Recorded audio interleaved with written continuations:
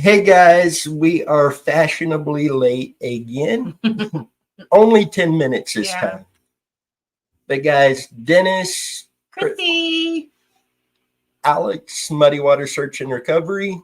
Dan likely will not be joining us tonight. He is live over on TikTok covering another case right now. But all of you in the comments, those of you watching, welcome. We're glad you're here tonight. Before we go any further, did we all see the game tonight? Yes, we're going again. Woohoo! Yes, exactly. Against the script. Yeah. Say all week long, I've seen that it was going to be 49ers and Ravens threw some color scheme on the logo. Yeah. And thankfully, Chiefs are going. Yeah. Hey, Mark, how's it going? Mark, Dow, Kristen, Mac, Tamra. Hope all y'all are doing well. And Mark, I do want to go ahead and put this out. Mark had put in the comments the other day asking to invite like Leanne on a live feed and others who knew Randy, may have been at the party. And again, open invite to anybody who knew Randy, anybody that was at the party. You are more than welcome to reach out. We will bring you on live. You can share your story, get that out there. And your story may help bring Randy home. Yeah, absolutely. Thank you, Mark. Yeah, it's been a long time. Very long time. So, hi, Sherry. Dan says, hey, everyone. Sorry I couldn't be there. I'm helping a family with the missing 17-year-old. I don't know the boy's name that's missing, but Dan was saying he has autism and has been missing since Friday. So he is working to help them bring this boy home. Did Dan say this was a current Amber Alert that's ongoing, or is it? Let me.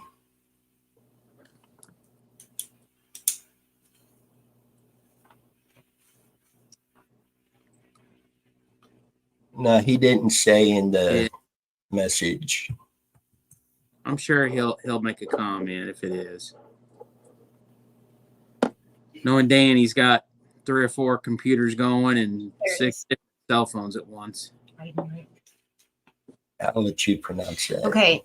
I'm probably messing this up, but it's Aiden Heinrich. And he said there is no Amber Alert.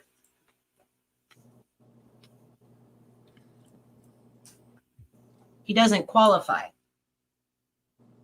Huh. Interesting.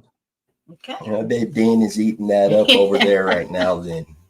He is very, very passionate about the Amber Alert system and bringing these kids home.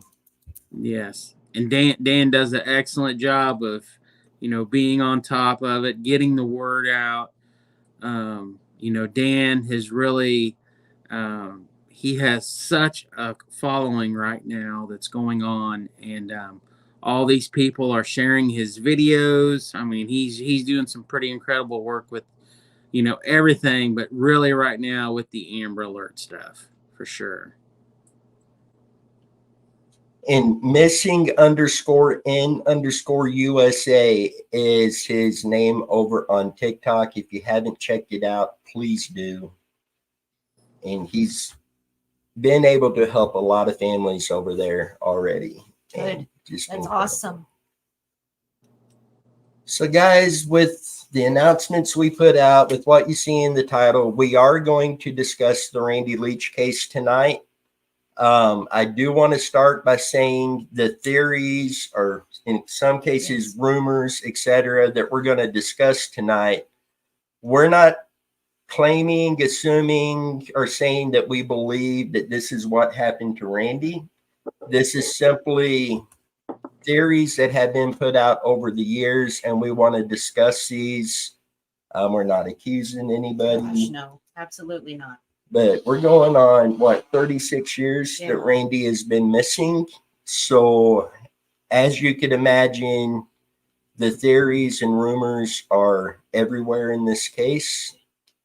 And until Randy is found, I don't believe we're going to know exactly what happened. But there are two different things. I mentioned this the other night, that speaking for me personally, I don't believe that this is it.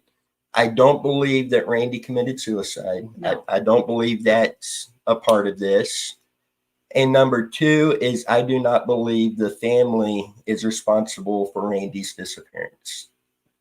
And on that one, there's a lot of reasons I don't feel they're involved in that. But the biggest one I picked up on very early, almost 3 years ago, that we started working on the case. If you're guilty, you're going to sweep it under the rug. You're going to want it quiet, no attention. The family has consistently gone to courthouses, any media they can get, in contact with law enforcement, pushing them to find answers. You don't do that if you're guilty. So another disclaimer, I don't feel the family No, are I responsible. don't either. Absolutely not. Megan and I going back, Alberta invited Megan and I almost 3 years ago into her home. We sat with her and Betty and Larry. Very sweet lady, very welcoming. You could feel when she talked about Randy, you can see the pain, you can feel the pain, and you're not guilty and had those emotions. I mean, it was Right. genuine. I just can't imagine what she's been through. I mean, year after year after year. So While, obviously we're not going to know what happened to Randy till he's found, that is two theories that I strongly believe are not it. Catfish, how you doing? And, with the theories that are out there, and Alex, we've discussed this many times, whatever happened to Randy, be it an accident, foul play, him taking off, whatever it comes down to being, it's only one thing that happened to Randy. There may be a lot of little things that lead up to it, but it's just one thing that happened. And I honestly don't think we will know what that one thing is until Randy is found. Yeah. And that is a big reason why we have not given up in our search for Randy. When we met with Alberta, one of the things I told her that day was I gave her my word that I and Muddy Water Search and Recovery would not give up until Randy was brought home. And we're going to live up to that. And we're not going to stop till Randy is found. absolutely not. Yeah. Yeah. I mean, we have discussed, and we have talked with so many people just since I've been involved with Muddy Waters, and stuff. Just the amount of people that we've talked to, the scenarios, the accusations, the rumors, the theories. I mean, we can honestly say when it comes to a mystery of what happened, that Randy Leach's case is the number one case that is presently, I would say, probably one of the main top ones in the United States at this point. That it's like a spider web. It's a spider web of stuff that just spreads out like crazy, and we've discussed it before, that we know there's only one truth to what has happened, and there is so much other crap that's being said and spread, and is just complete BS that just absolutely is nonsense, and why is there so many? It's not like there's just a handful of things that's out there. It's you could say there's 100 different theories. I mean, if you really wrote them out between all of the documents from law enforcement, if you look at documents, if you look at stories from other students, if you look at stories from other students' parents, if you look at social media is in a whole from today's point of view, it's just crazy.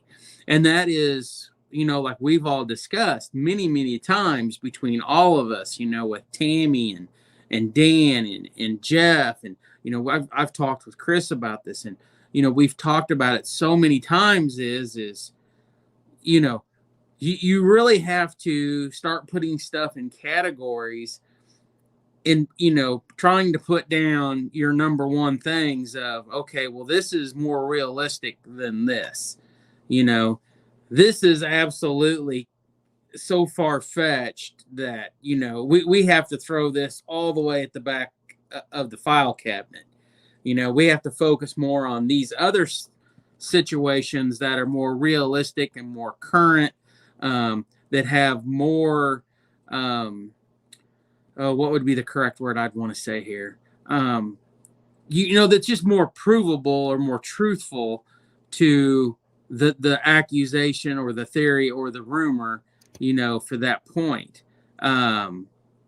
So I don't know. And Dow has a comment here. Has the family donated DNA for unknown remain comparison? I would probably believe that KBI has probably talked with Alberta and Harold when Harold was alive. I'm sure they've done DNA stuff. I'm sure they've done it probably many a times.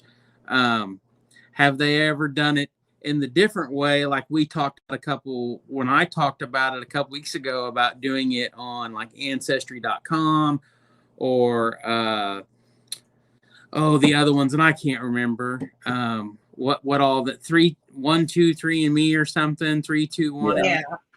I can't remember the names, but I don't know if they've gone down that different avenue and looked at it through that way versus looking at on a federal or state level through remains that had been found that were unidentified, etc. And I believe, some of our other cases that we've talked about, I really hope that we can move forward with doing some of those type of Ancestry.com DNA testing for especially young children that have disappeared, etc., that could have been abducted at a young age, trying to move forward with doing some of that work to see if there's a possibility. So, but yeah, many a nights, many hours of into the early morning. I mean, we have gone from one extreme to the other. And Dow, I cannot confirm it 100%, but I am 99% positive that I have seen the response that they have submitted DNA for that purpose. I believe Alberta would have done that. I believe doing everything she can to get Randy home. Dennis, did you say that somebody made a comment that there was a Leach family? Would it be Alberta's here with us tonight, or if Larry and Betty, someone from the inner circle of Randy's family, maybe they can chime in and bring that up. What has been done on their part with the DNA stuff. But I'm pretty sure I had read some stuff about the DNA being given, because I believe at one time or another, I think somebody brought it up on a show like a year ago about the DNA, and somebody had mentioned something that the Leaches had given it to the KBI, which, I mean, it's been a while since that was brought up. Right. Hopefully, if Alberta's on here tonight or whoever, is here on behalf of the Leach family, a spokesperson, etc. Maybe they will chime in and, catch us all up to date on that subject that Dal is bringing up. I mean, that's a good point It to have DNA is. like that. See, and I know Randy's case is the very first case we started working on as a team. And, going on 3 years now, we've learned a lot moving forward. And that is one of the first questions I ask family members now is about DNA. I don't remember ever asking Alberta that, but I am pretty certain I did see somewhere somebody said that they did submit DNA. I mean, if they had had that back then, a lot of these cases solved. So, And technology is my goodness. incredible. Yeah. And yet, at the same time, you wish there was more because of so many Right. missing people out there. And like Randy's case, going on 36 years, and the family seemingly have no more answers today than what they did 36 Right. years ago. I mean, that's sad.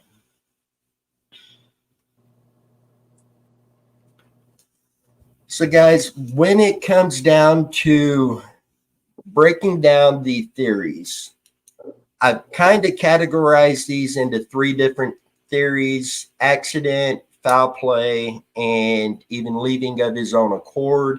Again, these aren't our personal thoughts. These are what have been shared publicly for the past 36 years. Yeah. And we're just going to discuss those. And tonight, why don't we start with, accident? Right. There's several different theories that fall under that category. Yeah. And one of the more popular theories with an accident is Randy left the party driving the vehicle, and he may have accidentally drove off the road. He could have driven into a body of water.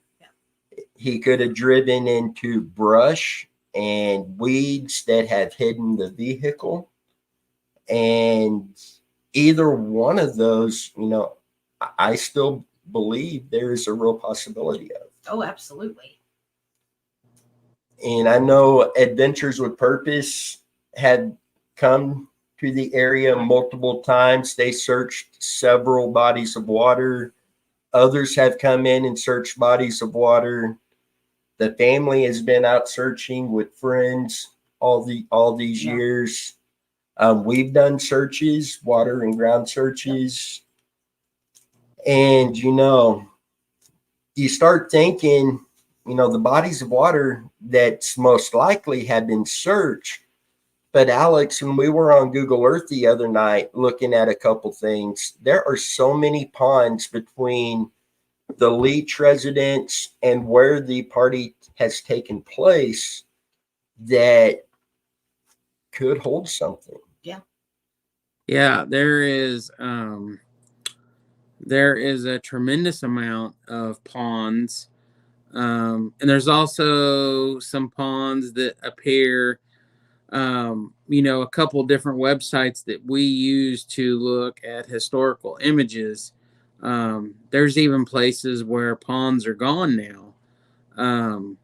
But yeah, I mean, there's a tremendous amount of ponds, just on the way to the Leach residence from Linwood, from the party location. Any which way you go, there's many bodies of water, ponds, creeks, small to big. Realistically, we would think that all of the probable pathways home would have been checked. You would tend to believe that the police have done everything they could to check every single body of water. If not, they would have been checking for tire tracks in the grass, through the brush, off of the roadways, looked for down fences, trees, brush knocked over. Because we have to remember, it was a drought that year. And that discussion has been brought up many times, that, you know, the water was at a all-time low during that time period. NOAA weather records indicates this. But, you know, at that time of the year, we know that the grass was turning green. We know that the foliage was starting to grow on brush, you know, weeds, trees, everything, bushes. So, I mean, once again, we would think to believe that the police would have done everything possible to look. And, you know, it's pretty safe to say, I think, that everybody knew that Randy was missing. Everybody in town at some given point within a few days probably had heard that a young man from the high school was missing. And you would think that people probably would have been walking out to grab their newspaper or check their mailboxes.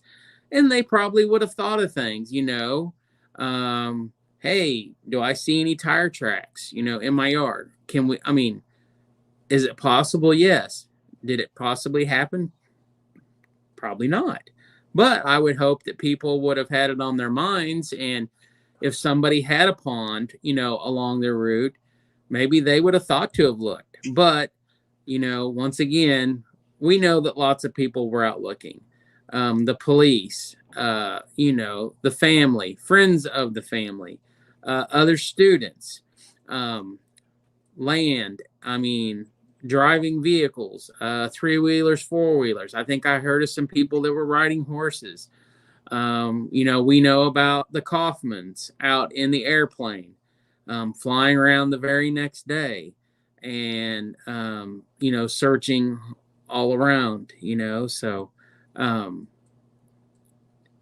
yeah, anything at this point is possible because, and then, you know, we've also had the discussions of, well, what if Randy didn't go home and he went the opposite way? What if he went to go somewhere else that night after he left the party and he went towards Kansas City, Kansas, or he went towards Bonner Springs, or, you know, he went north towards, you know, Baser, Tonganoxie, and went towards Lansing, Leavenworth, Oskaloosa, Jarblo.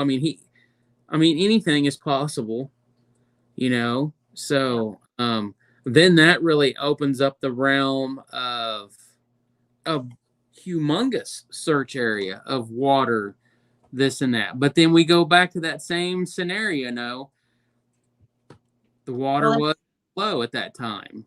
So Mac said that, well, at one point, Leanne says that the police didn't start looking for 11 days. So by that time, you know, who knows? Yeah. You know, I don't know.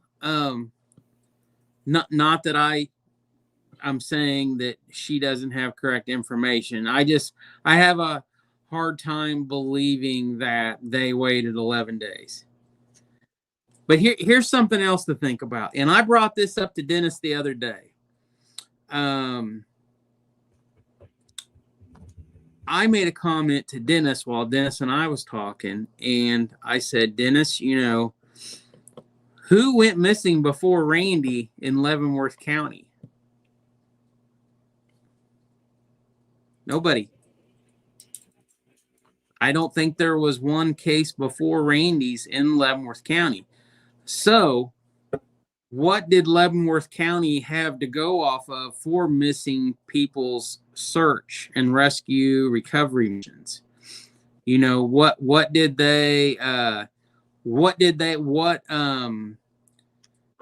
resources, what history did they have in doing this type of stuff? Well, you know, around here, it's people go missing all the time.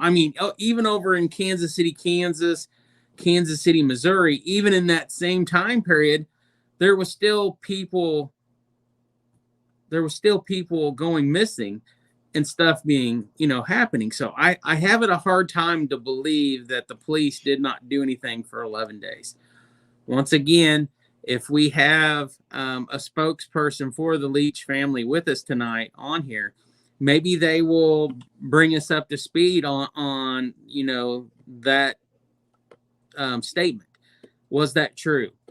I just have a hard time believing they waited 11 days.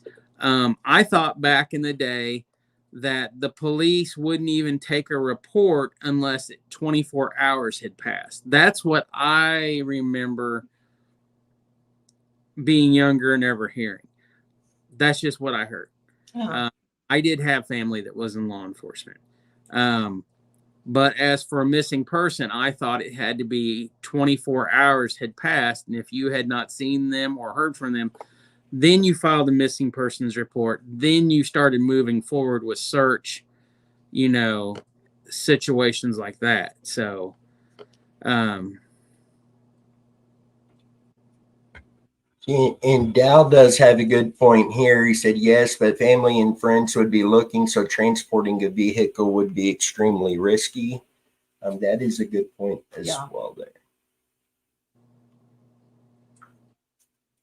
And I think there was a rumor that has made its rounds many a times. And I mean, Dennis, you know what the rumor is that there was a tow truck, rollback truck that was borrowed from the GMC Chevrolet dealership that was in Bonner Springs at that time.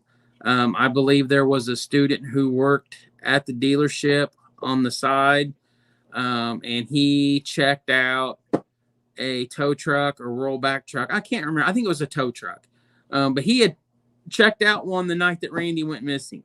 So, of course, we know the rumors flew with that. Well, something happened, and he was the one that hauled the car off and got rid of it. So, once again, stuff was said. Was it truthful by any means? Was it somebody else's car? Has this person ever came forward and said why they borrowed the truck, checked it out from the dealership in the middle of the night? And real quick, Leanne, I hope you didn't take that Alex was trying to discredit you or anything like that. He was simply talking about, 11 days is a long time, and it's hard to understand why it would take 11 days to start looking. Yeah. I mean, I would believe that, Mr. and Mrs. Leach, Harold and Alberta would have been at the police station that night or the next day, saying, what is going on? My son is not here. I need your help. Please help. That's why, you're a police officer. That's, we pay your salary. Help us, So I would think that they would have been on Leavenworth County, pretty thick trying to get answers and help. So, and like Dennis said, I'm not just trying to say you're lying or discrediting. I'm just saying I have a hard time believing that they did not do anything for 11 days. And I guess this might seem silly to say this, but what is the earliest? And this would be a good one for Jennifer. If Jennifer was with us tonight, I don't know if she is, but if Jennifer was in the audience with us, I'm sure Jennifer could tell us the very first piece of document that was written out by law enforcement, what the day was. I'm sure she could fill us in on those first documents and the dates that would show that, the police were doing something to look for Randy in some way or another by starting to take information, so on and so forth. Seeing, bringing those documents up, a lot of people believe that law enforcement didn't do anything or could have done more. Obviously, I do think there could have been more they could have done in this case, like many others. But the documents that have been spread all over social media, these are a lot of interviews and polygraphs and physical searches that have taken place over the years. And there has been a lot. I mean, I don't have all of the documents that's been released out there, but I do have a stack of them that is 1.5 feet, 2 foot tall, and it's all reports like that. They're interviews, they're polygraphs, and they're physical searches. I think saying more could have been done is always an easy thing to say. That yes, any case, any situation, more can always be said, that should have been done. But the reality is we have stacks of paperwork. We don't have this much. So, I mean, there was stuff being done. Absolutely. But could maybe have been done? Exactly. And the reason we say exactly is because that goes back to the statement that I just made a few minutes ago. I mean, who went missing in Leavenworth County before Randy? There was no reports of anybody going missing according to the KBI. So what experience did they have when it really came to someone missing? Because I'm sure Leavenworth County had calls saying, hey, my child ran away. My child hasn't come home. And then a day or two later, they come home. But when they didn't come home day after day, week after week, month after month, year after year, then that was a game changer, I would probably say, in the way that Leavenworth County did stuff. Seeing Dow has it right there. At the time, many police departments still had the boys will be boys mentality, missing car, teen almost 18 years old. Probably assumed he took off for a few days or just run away. Yeah. And all the work that we've done, I honestly can't say. I don't remember after Randy went missing. I don't remember how long it was till the next person went missing that was listed on the KBI website. I don't know the time distance. Was it years, et cetera, blah, blah, blah.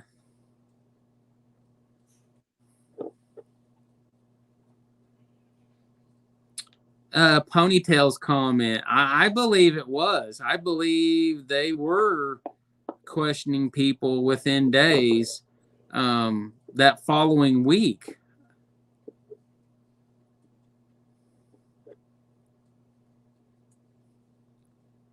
Tamara's got a good question, Dennis.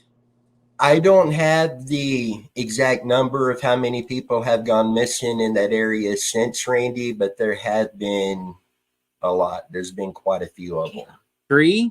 Three other ones with just within like a 10-mile, 5-mile radius of Linwood.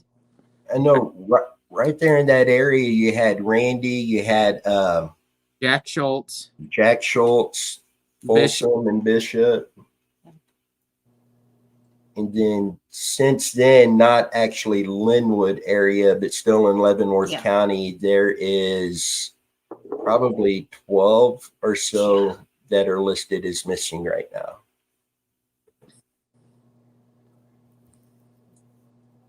But Tamara, we'll look into that and try to get the actual number of how many have gone missing after Randy.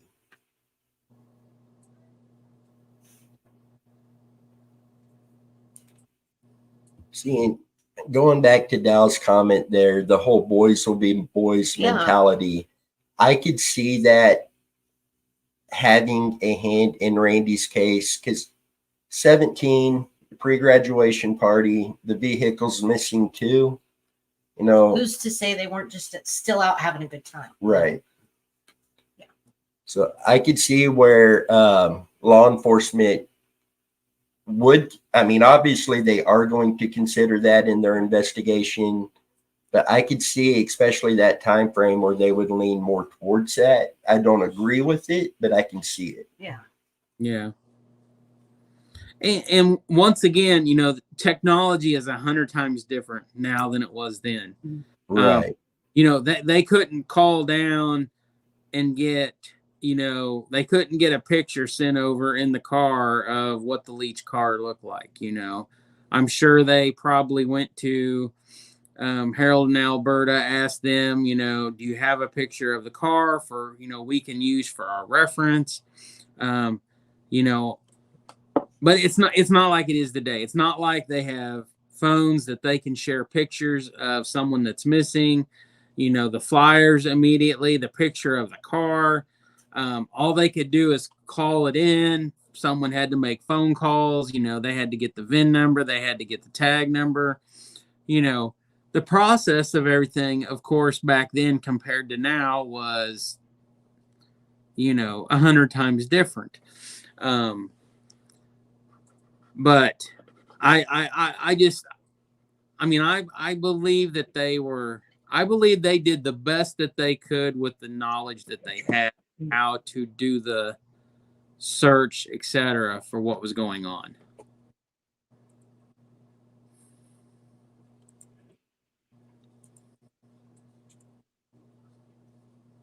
And Ponytail, I'm trying to find that location real quick.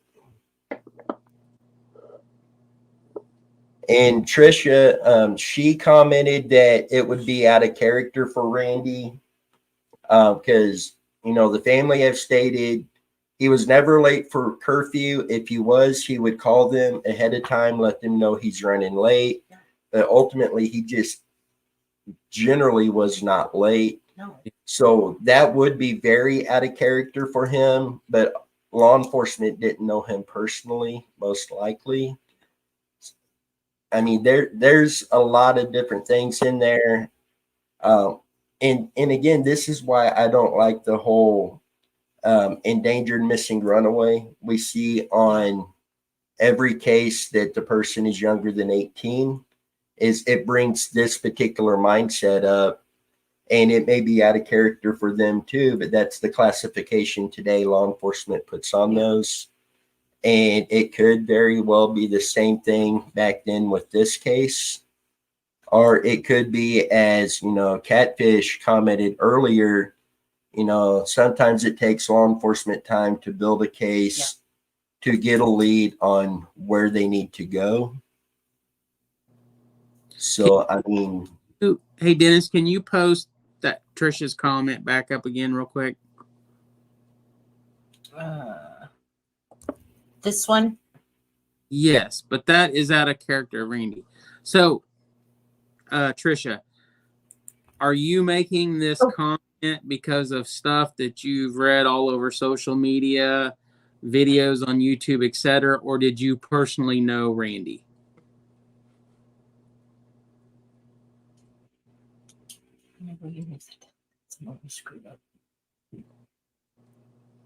Okay. And I can't see the little itty bitty picture of her, so I can't tell how old she is. So my question is she making this comment because of stuff that she's seen and read all over, or did she know Randy? she did not personally know him, but has studied the case. Okay.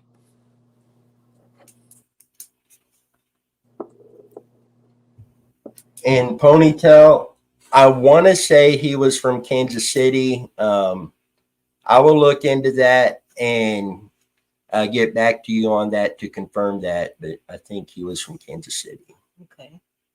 Now she said, what'd she say? I agree if Randy stuck to curfews. Plus, what guy wouldn't be excited to have sounds like the tractor lawn? Exactly. Right. But then Dow, excuse me, acquired a GED, and up till the late 90s, it was very easy to get hired on. Let's go and try it. Yep.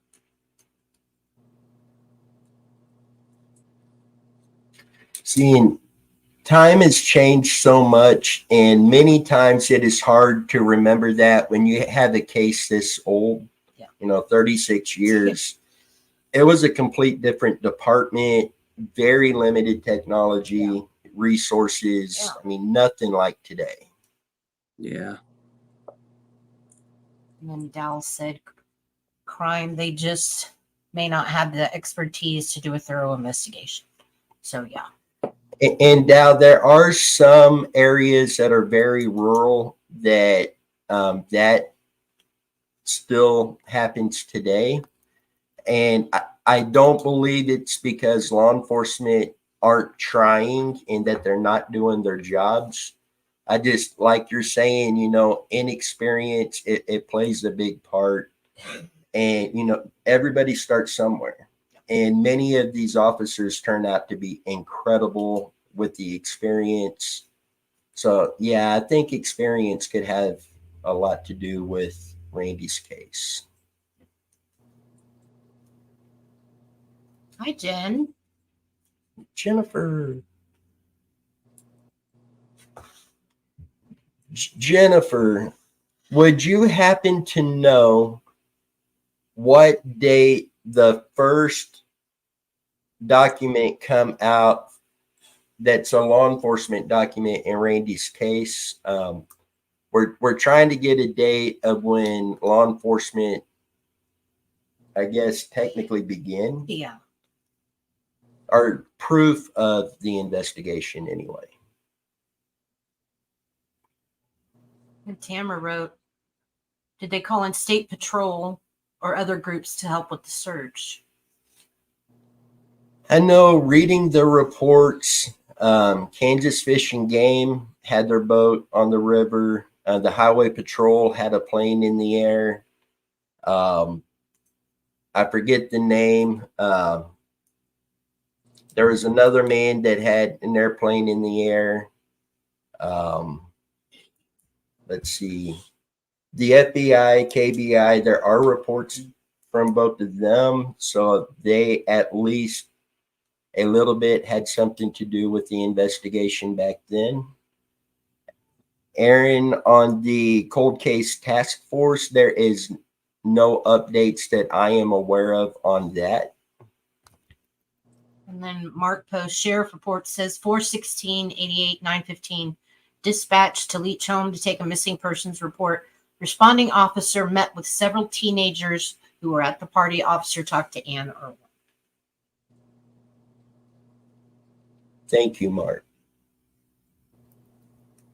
So, you know, a few days into it, you know, they had evidently had started.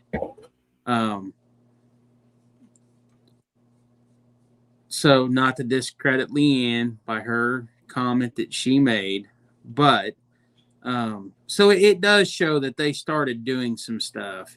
But as you know, the physical searches, you know, going from property to property, etc. You know, I'm sure Mark or Jennifer, one of them will have a date. See, and that's something that we know doing what we do, that sometimes it does take time to line up what properties you need to get on. I don't know how it was with law enforcement in 88. Today, they could ask the property owner, but they almost have to have a warrant to access properties today. Yeah. I don't know if that was the case back then. We can just go knock on the door. They may not have had that luxury. Sure. And Jen says 4/18/88 is the first interview we have besides the initial report Mark mentioned.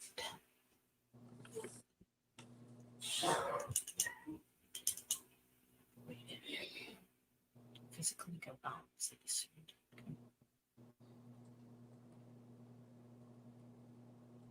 I like Samantha's comment. She says they might have waited to physically go out as they assumed he would come home. Absolutely. That very well could have been North County protocol. You know, back in the time period is they would show up, do paperwork, but they weren't going to invest in putting, you know, manpower out to start doing searches because Who's to say he just took a while back home? Well, back then it was 10 out of 10 that a child was going to come back home because Randy was the first one to go missing. Yeah. Any period of time. So, I mean, it was a 10 for 10 that a runaway would eventually come back home or be found, etc., and all clear would be given. Right. So, yeah, but the protocol might have been X amount of days before they physically did ground searches. So, you know, we don't know. We don't know the law. We don't know their protocol, their, you know, the steps that they did when it came to a missing persons case. I mean, I believe they probably had some type of check sheet protocol that they started with A and ended up at Z. So I don't know. Right. I mean, I was talking about, I think it was Samantha's. They probably thought he was going to come home. So why? And then without evidence of foul play, they didn't invest a lot into it. Right. So. And with that time frame, their resources are way more limited than they are of today's time too. So that would make sense not wanting to. Yeah. Tamara says less resources are given for missing person since they are not, because they are not a crime. Excuse me. So Mac, it could have been 11 days before they physically begin searching.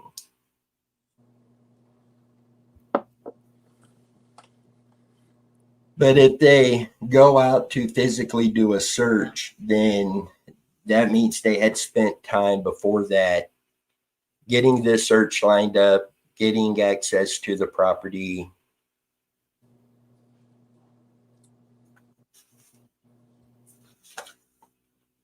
It's important to note we don't know how the documents the Leach has received were picked.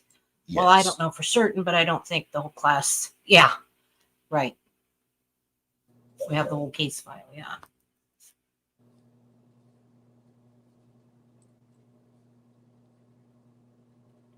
What about classmates searching until law enforcement got on board at least?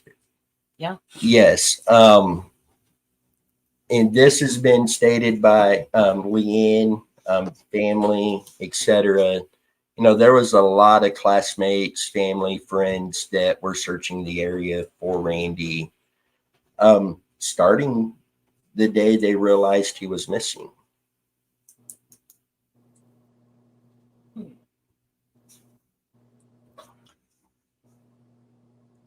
Alberta said in an interview that she has not taken a polygraph up to then anyways. Harold and Alberta saw Irwin at a restaurant and Harold asked her why she hadn't taken the polygraph. Irwin was a waitress there. What restaurant is that? Saying, I do think that she should have had a polygraph done. Yeah. How long after the party did they leave town? I got a question just from what you just said. I wonder what the law states. Well, because then again, it's back then compared to now. They couldn't force someone to do a polygraph unless they thought there was foul play. But the only way they could do foul play is if they brought them in and charged them with something and did the polygraph then, right? Well, I mean, how did that work at that point? That time frame, I have no idea. Dow says searching doesn't necessarily mean searching gold wells or ditches. It may have been limited to a few aerial searches to see if his car was abandoned on a back road. Because I mean, I don't have the date. I mean, it's in our box of paperwork here of when the Highway Patrol had their plane in the air and Kansas Fish and Game was on the water. I do know that it was stated through them. They were looking the water was shallow, so they're looking for a vehicle in the water. They're also looking at the banks to see where any grass or debris was pushed over and tracks coming down in of where a vehicle could have went in.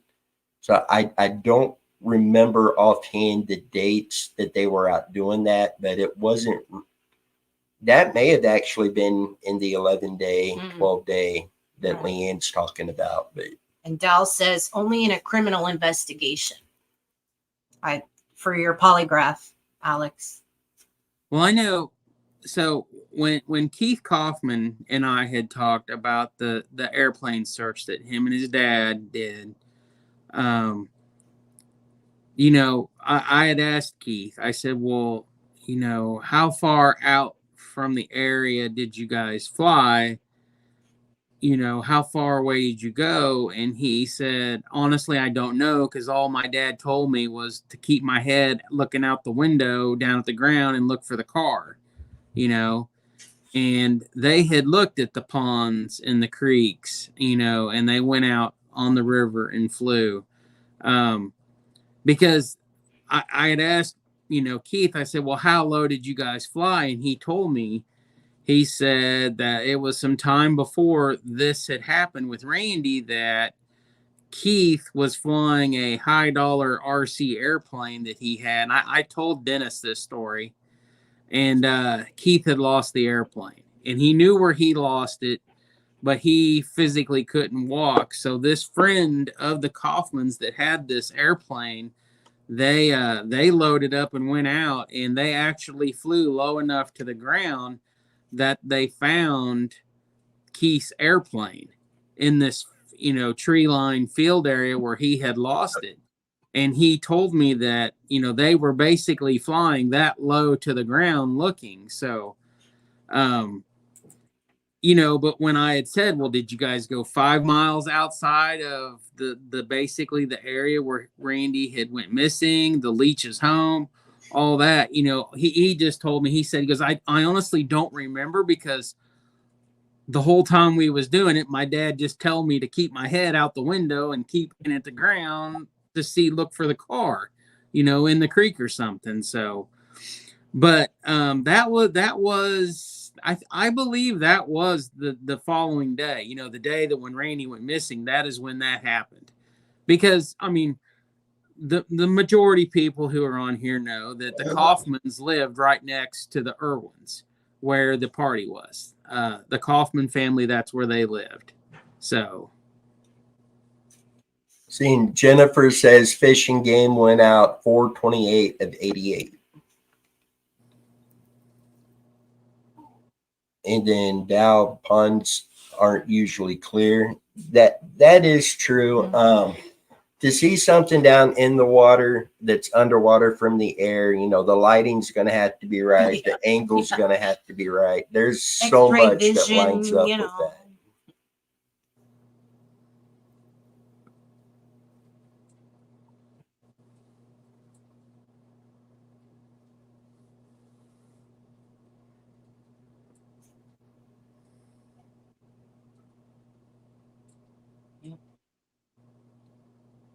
And Dow, when we first started working on this case, the first thing we made a point to do is not look Randy's case up on social medias and immediately jump into all the theories. We wanted to start from scratch as well.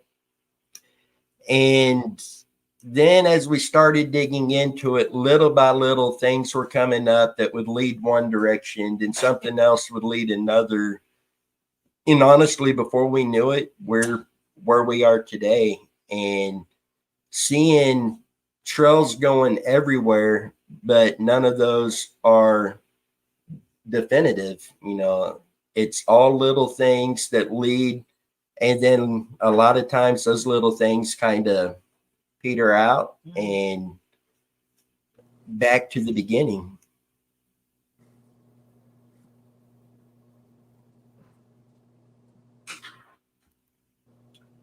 I don't think there was a lot of time to do something with the car. So what does that leave for options?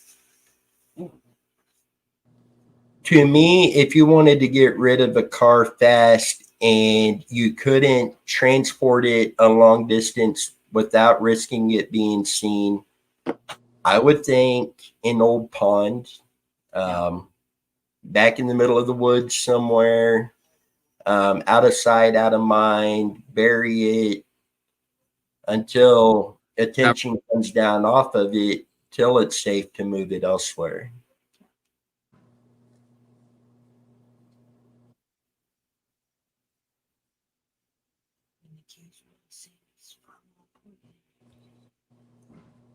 More important than when law enforcement started searching, when the keys were last seen, is far more important, and who actually had them.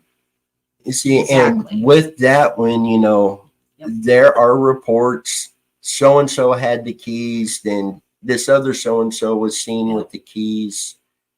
And I haven't seen anything where they've dug more into that Yeah. to follow up. But like Jennifer was saying, we don't know how many of the documents that there are that are actually out there. So that could be something that's just never been released.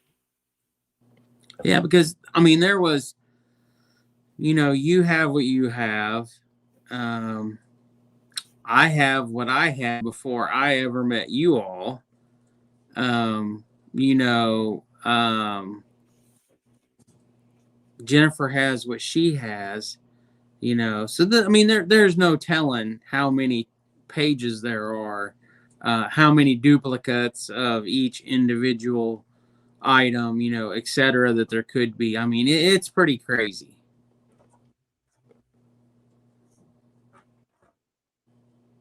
And Miss Kaufman stated Mr. Kaufman went out on an ATV and searched the woods and old buildings. Leanne expressed doubt on this statement in a prior live feed.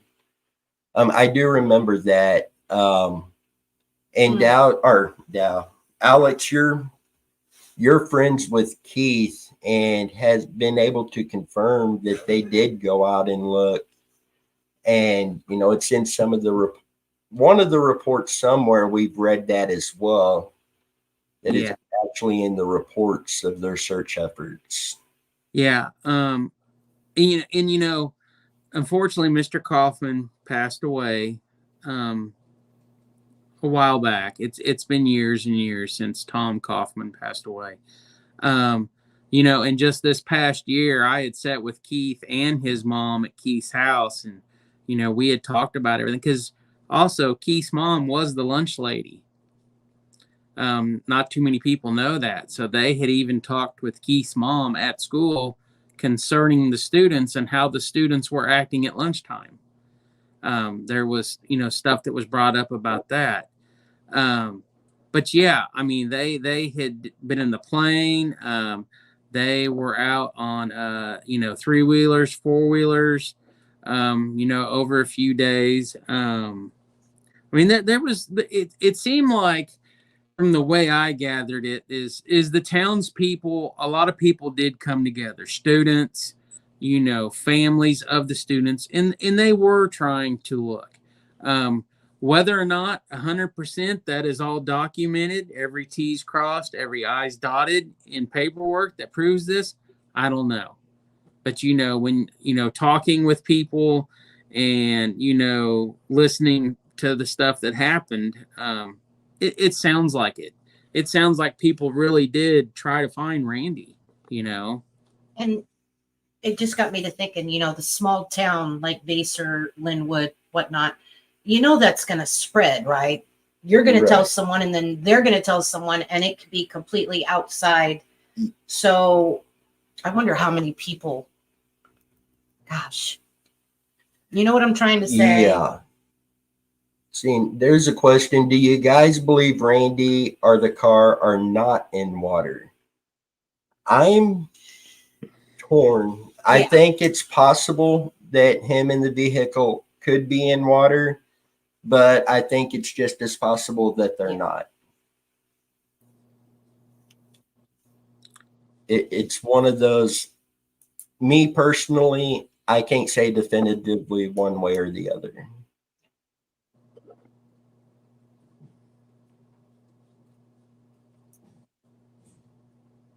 And Jen had brought up the only actual report that states Randy didn't have his keys was one person. Everything else states he wouldn't give up his keys or don't mention keys at all. Because there was a report that somebody did ask him for his keys because they felt, I believe, he was intoxicated or high, Right. and he wouldn't give them the keys. And then you had the report that the other person was seen later with the keys. Yep. Because Mark says Bobby Wilson stated that Randy did show him the keys at one point. See, I was thinking that was Bobby Wilson, but there is so much on this that it's hard for me to remember without looking at the paperwork, just because there's so much. And then this one. Honestly, after 40 years, most physical evidence will be gone. If someone was directly involved, chances are they would have called in anonymously, called in an anonymous tip to collect $25,000. You know, a lot of physical evidence would be gone after nearly 40 years, but, you know, going back to, and I forget the name of the lake, Mead Lake, you know, there were human remains that was recovered from there that were still pretty much intact that had been there for over 40 years. And that is something I personally thought would be impossible. Yeah. And Mead Lake did show that that was different.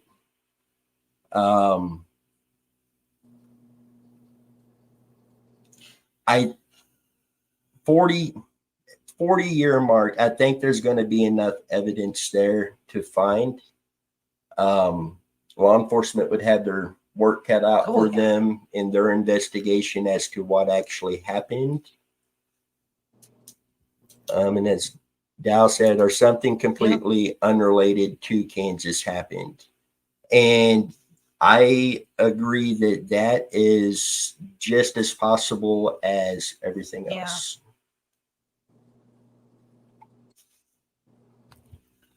And Bobby says, well, Samantha, I think Randy hid the car, changed his name because he had too much going on in his life from his dad, and he had his mind made up after the party.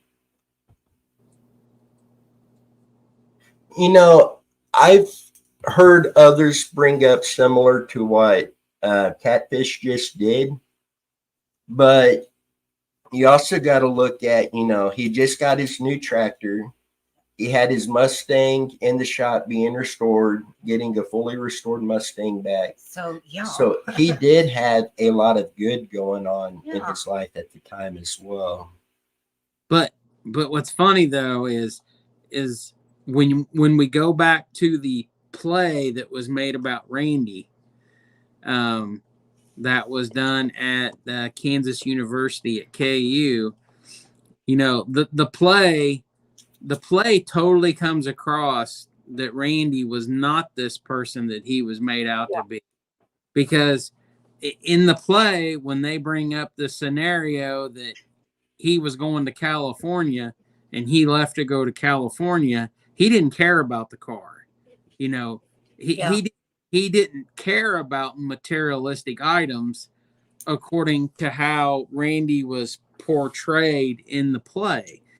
And that's something that, you know, we've all discussed too is, you know, yeah, he had this Mustang, he had this tractor, but, you know, the stories and the stuff that's out there that maybe life at home wasn't what it was cracked out to be, and he was going to leave or he did leave, you know, etc. Because, you know, we've now had accounts, whether it's leads, it is eyewitness accounts on paper of California, Colorado.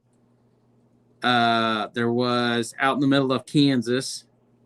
There was a party a day or two later. Something, I don't have those notes in front of me by any means. But we've had some accounts of different states. So in the realm of having nice things and this and that, yeah, he had this car that was getting restored. He had a brand new John Deere tractor so he could make money. He was cutting grass, whatever he was doing.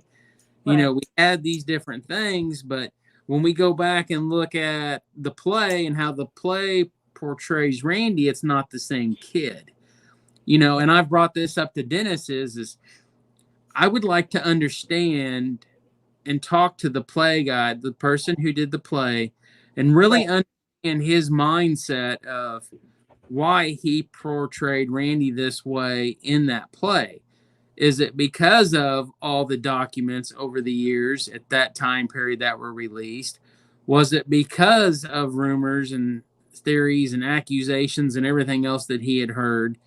But what was the truth, what was not the truth, and really, how was Randy? How did he truly believe about these things? Because why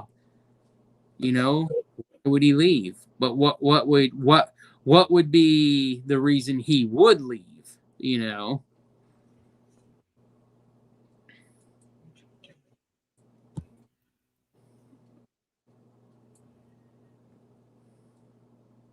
Name changes have to be published in newspaper or major circulation. Sorry.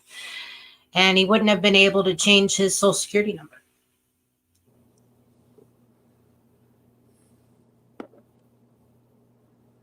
Mark says, if you're running away, you don't do it in the middle of the night when you are legless and not take the money. But here we go. Let's go back to the rumor mill. I mean, wasn't there a document somebody supposedly said that Randy had a whole wad of cash on him? Now, I'm not talking $30, $50, a couple $100, $1,000+ Well, I mean, we all know $1,000+ back then would get you way farther than it would today.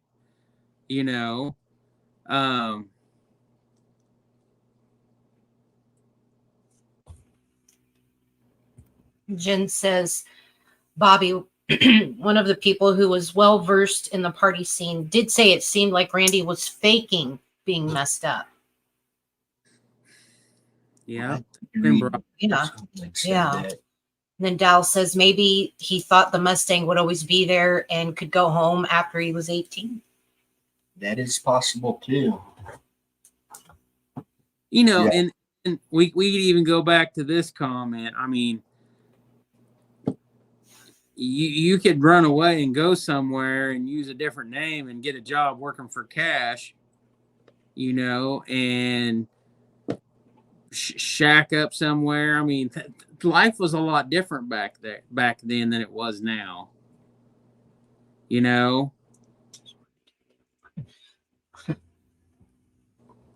Dal says, can't think of these things rationally. We are talking about a 17-year-old who may have just wanted to get the hell away.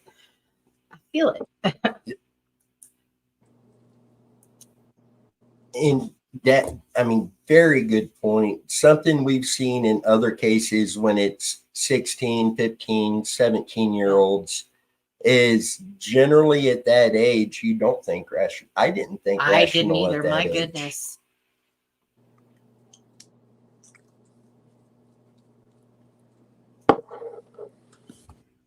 And said that was the Miller documents where they had all the money, but a family members interviewed said Randy had started a new job a few months prior. And for Randy to have a big wad of cash like that, one thing that's bothered me with it, he mowed yards. He would get paid to go out and mow people's yards. I don't like mowing the yard. It's work. So if he's got access to a lot of cash, why is he still going out mowing yards? Well, he's saving up money.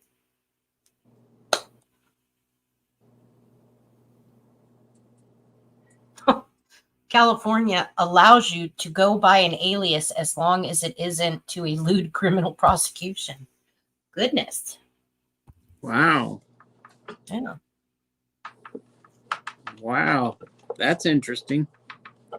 Wow. Yeah. could that information have been known though in 1988? I mean, because let's be honest, California has been brought up so many times.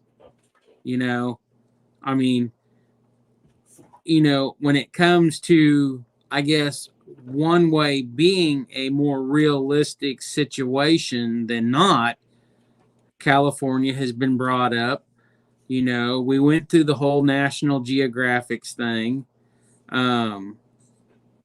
So, yeah, I mean, one thing and look at California and everything about it, is a more plausible than some of these other off the wall theories and rumors and accusations and, stuff that's been brought to our attention and everybody's attention over the years. And Dow said define large wad, and I think Ponytail covered it pretty good here. It could have alluded to having a bunch of cash when it could have only been a bunch of small bills, but a lot of them. And Mark says like $1,900, I think. I don't remember seeing an actual dollar amount when I read that. Just it was a stack of bills, basically a big stack of bills.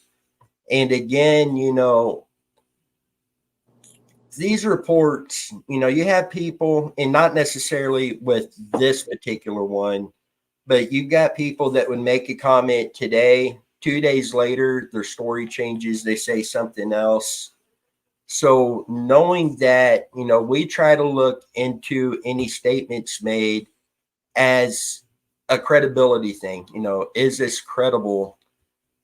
And not based just off of what they've said in other reports, but other stuff that's come in about them. And when it come to the Miller documents that talked about the money, Jen, correct me if I'm wrong. I believe he did take a polygraph, and I believe he failed his, if I'm not mistaken.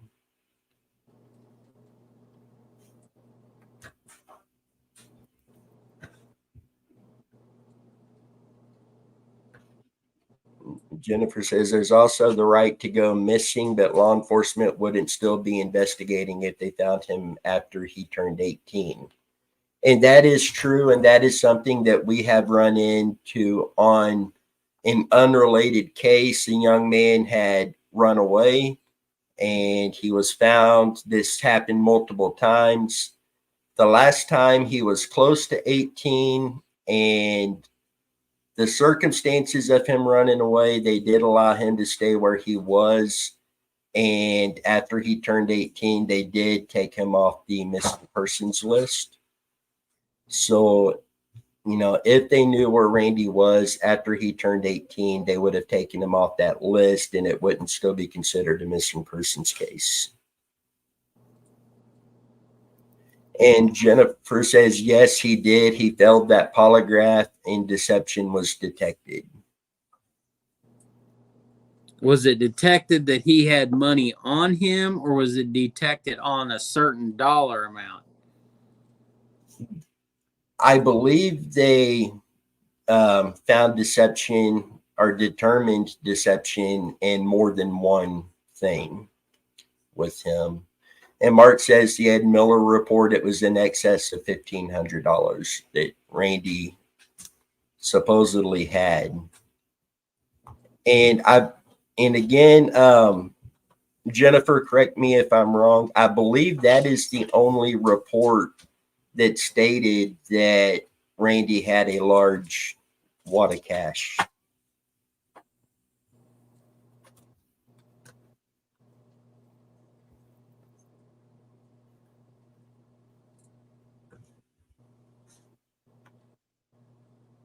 Okay, and Jennifer, she doesn't think they specified what it was that they thought was a lie.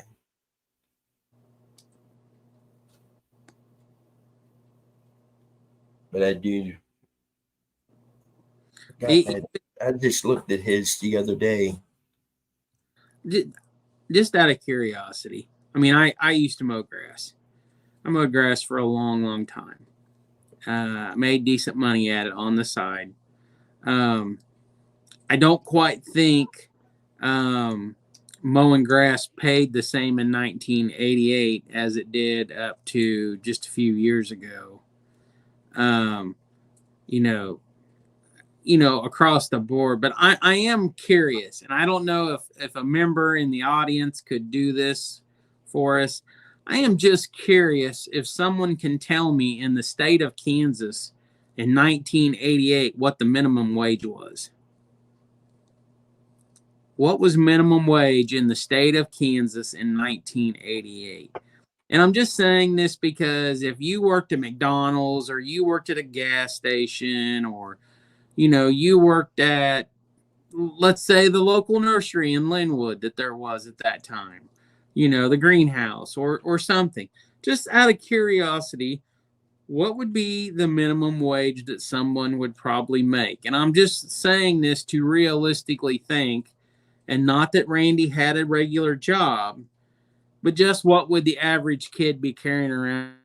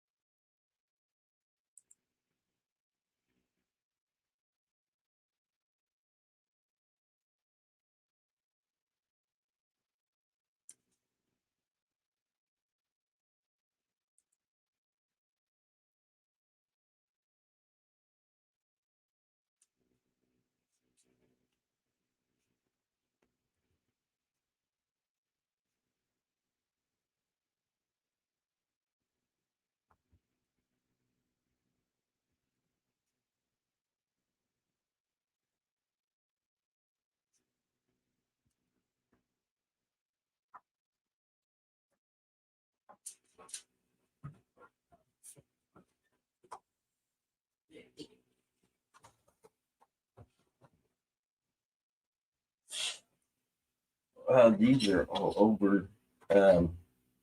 Congress.gov is showing it was $3.35 an hour. Then let's see. Aaron said it was 310. Dow said 265.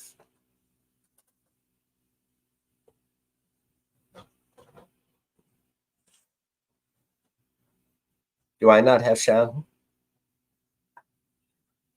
Oh, I can't hear Alex.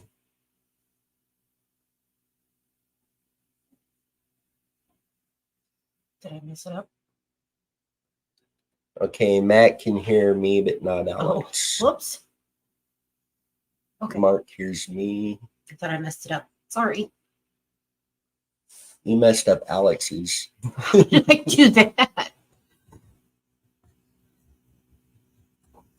He's not muted over here.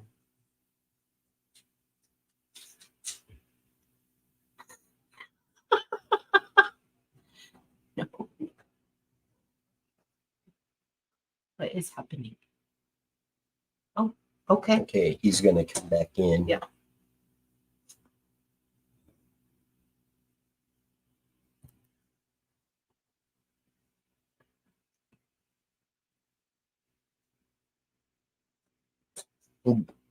And Dow has a good question here. How would he know the dollar amount? Would Randy have been flashing the money and talking about how much it was specifically? Well, if you think about it, a kid of that age, you're kind of excited sometimes when you have that amount of money, and you may, I mean, I don't know. And then as close as it seems he was with his mom and dad, Yeah. And especially in 1988, that is a lot of money for a 17-year-old to have and mom and dad not know. So Right.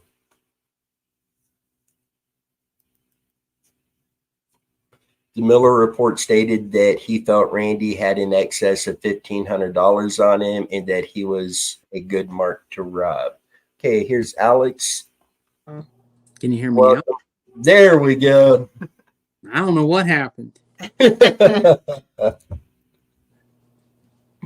had to bust out and come back. Exactly. A kid is going to flash money. What'd I miss? let's see. We were talking about the money. Mark, I think he made the whole thing up. Ed Miller was not a reliable person. Remember, Ed Miller also stated that he was paid $50 to dump the car. And I agree with Mark. I don't think Ed Miller's statement is credible.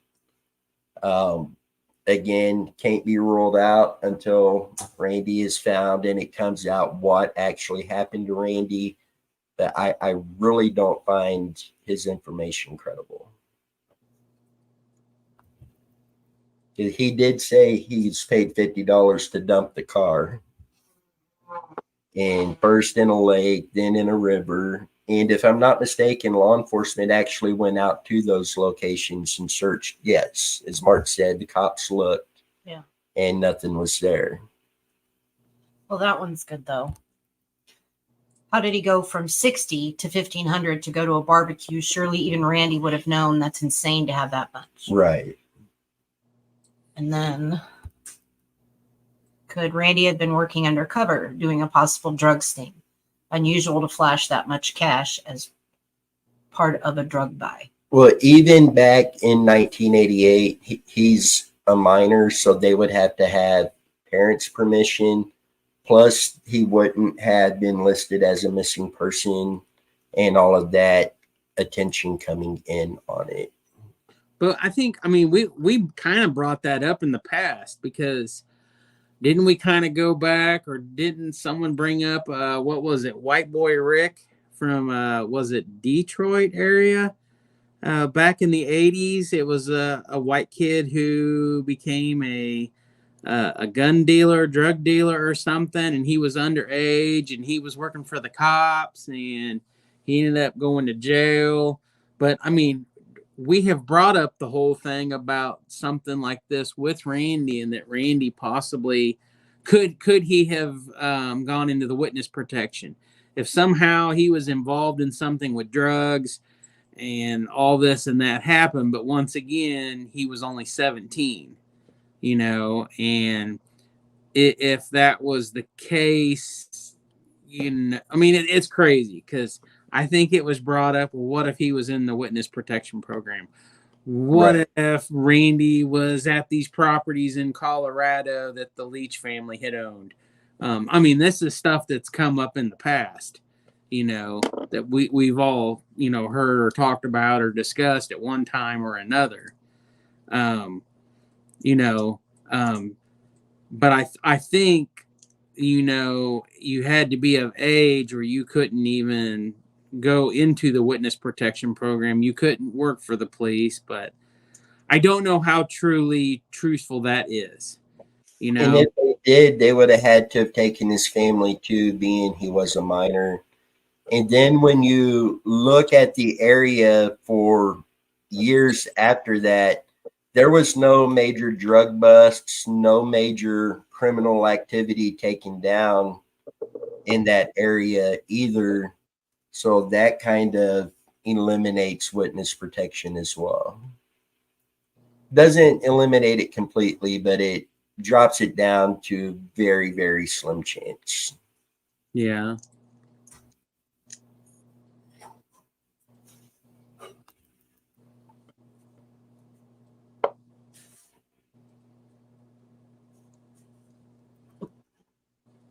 How lax were they on protocol back then? And if they did convince him and it turned sour, would they cover up their mess? That's a good question. Right. It really is. I don't know. And Dow, this is one I think I finally got to disagree with you on something. I've agreed everything he has said. He said small town Kansas sounds like someone was watching too many movies. Small towns is where your drugs, if they're not coming over the border, that's where your drugs are being made. Meth is cooked in small towns. I moved here from Lebanon, Missouri. It's notorious for it. So just because it's a small town doesn't mean there's not major criminal activity going on. Hot dang, I got to disagree with Dal.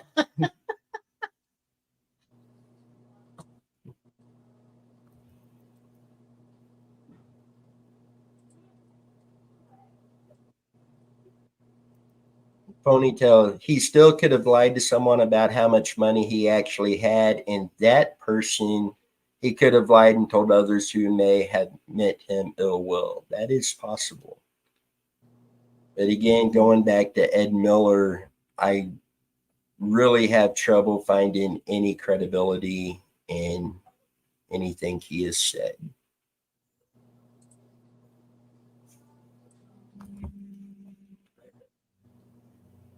And thank you, Mark. Randy had an account at the credit union and the money remained untouched.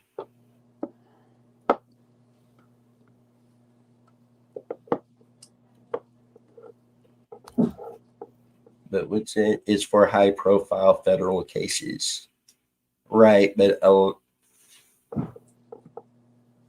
that can stem from small towns too, though. Just things I've seen in my past in small towns, that one particular case they did have people in witness protection on.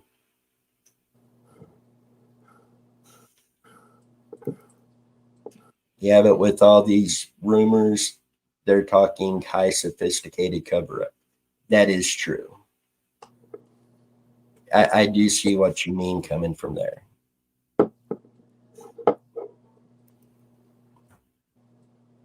Oh, I'm under the weather currently, but when I feel better, I'll pull the newspaper about the big drug bust in Lawrence. Thank you, Jen. Well, wasn't there, and Jen, since Jen's literally just kept talking to us, was there not, and I think we've discussed this, Dennis, was there not some rumor or something that Randy's Mustang was originally owned by some big drug dealer in Lawrence?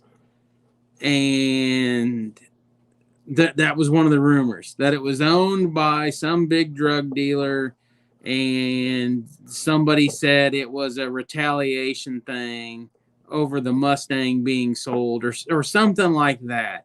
Do you guys remember that, or does Jen ever remember seeing that document or information in regards to that, about the Mustang being owned or sold by some big drug dealer or something like that?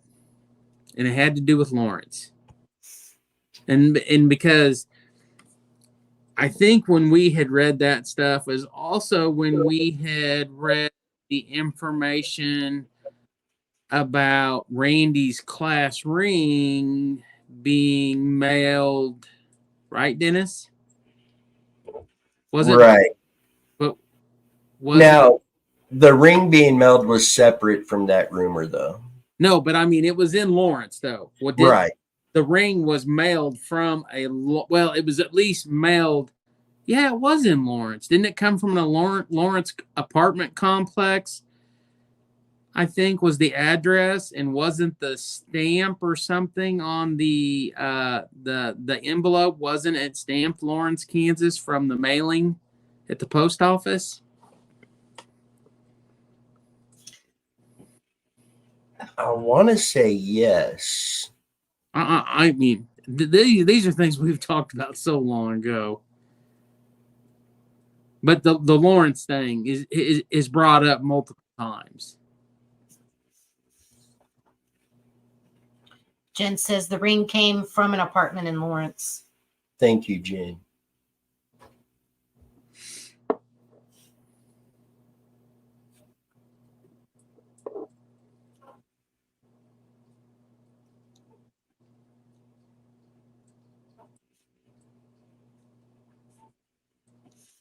Okay, Dal, I do have your number. I'll get a hold of you. Oh, that is weird. It's a weird address with a half in the address. Right. What?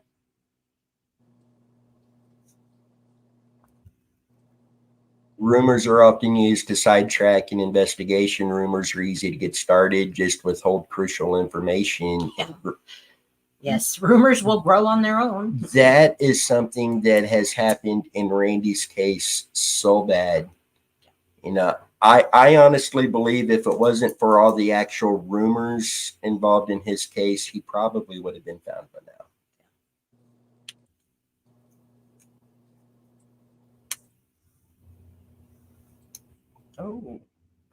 Oh. Dow, that has been done, but they don't release any of the information. And Lee just said, though, yes, a Lawrence address, but mailed from Missouri. That's what I was thinking, that it had the Lawrence address, but I couldn't remember where it was actually mailed from. Park. Yeah.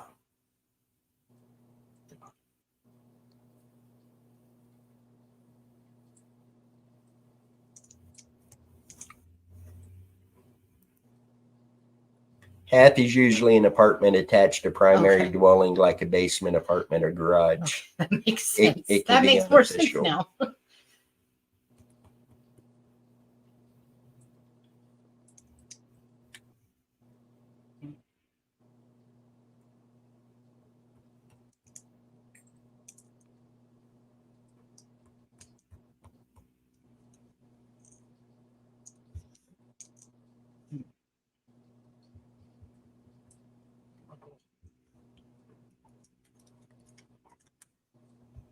So, guys, I know we've asked this many times in the past, but your opinions, do you think Randy's case involves an accident, foul play, left on his own?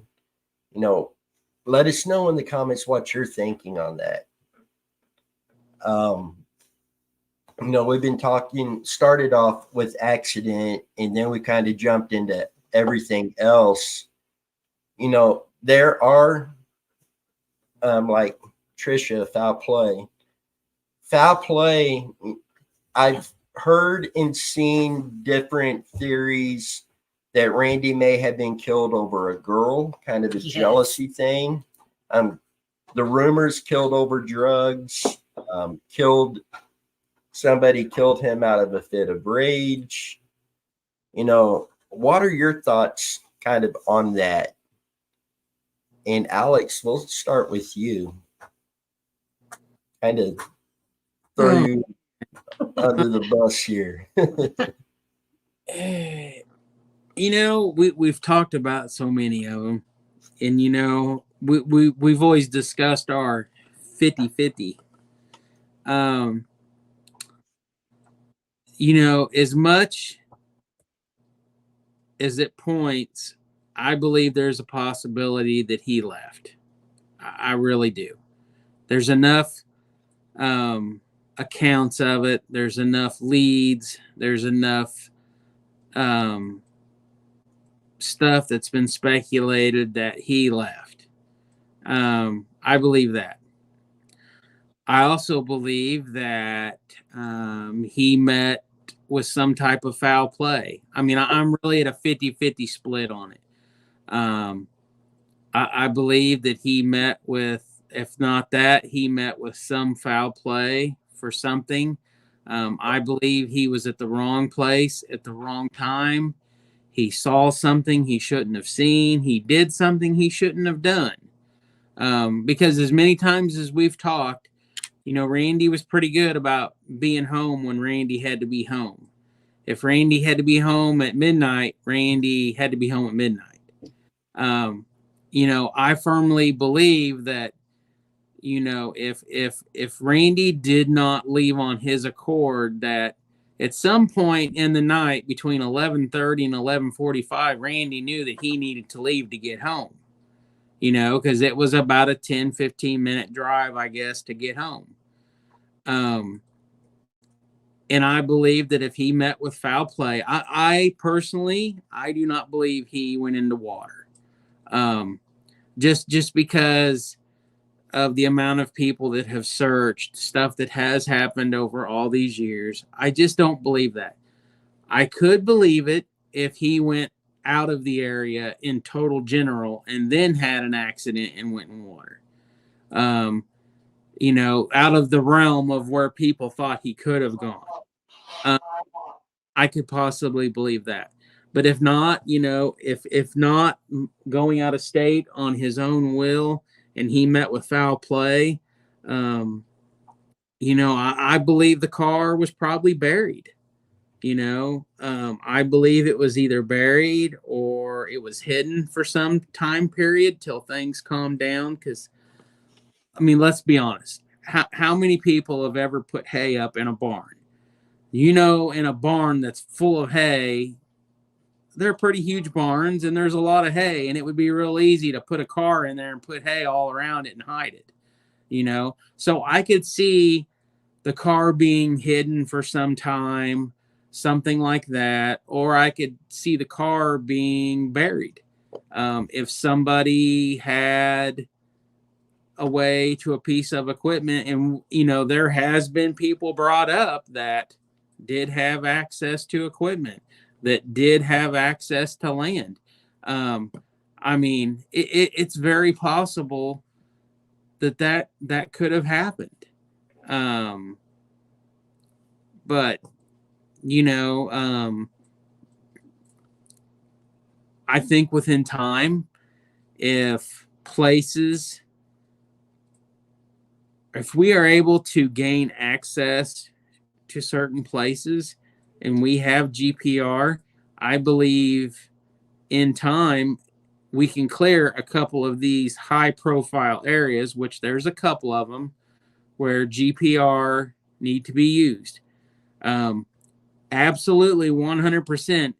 It is not worth our time to even show up on the property without GPR. There's no reason to go there. We have to have GPR in order to check 2 different properties that we have possible leads, we have possible information that we have to follow up on. If we can do that, that will be unbelievable if we can move forward with that one of these days. We have an actual couple properties right now that literally in the last 2 days we are trying to get permission on properties. And Dennis is working on it. I am working on it. We have tracked down some people that own the properties. And Dennis and I are both working on trying to gain access to them. These are totally new properties that have just come up to us within the last 2 weeks that's come across.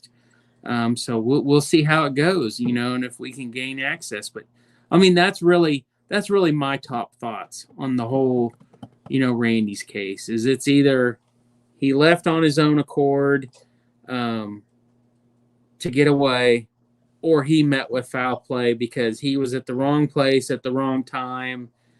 He was a part of something that he shouldn't have been a part of. I just, honestly, in my heart, I just don't feel that he drove off an embankment and went in water. With the searches that were done, the water being at an all-time low, I just don't believe it, within the reality of being in the general area of the party. And I seen Jennifer and Mark comment about the ponds on 166. We are working to get out there to get permission to get into as many of those ponds as we possibly can, run sonar, and be able to document those searches to show one way or the other on those. So we are very hopeful of getting, I would love to get all of them searched too, but we are very hopeful of getting a lot of those searched this year.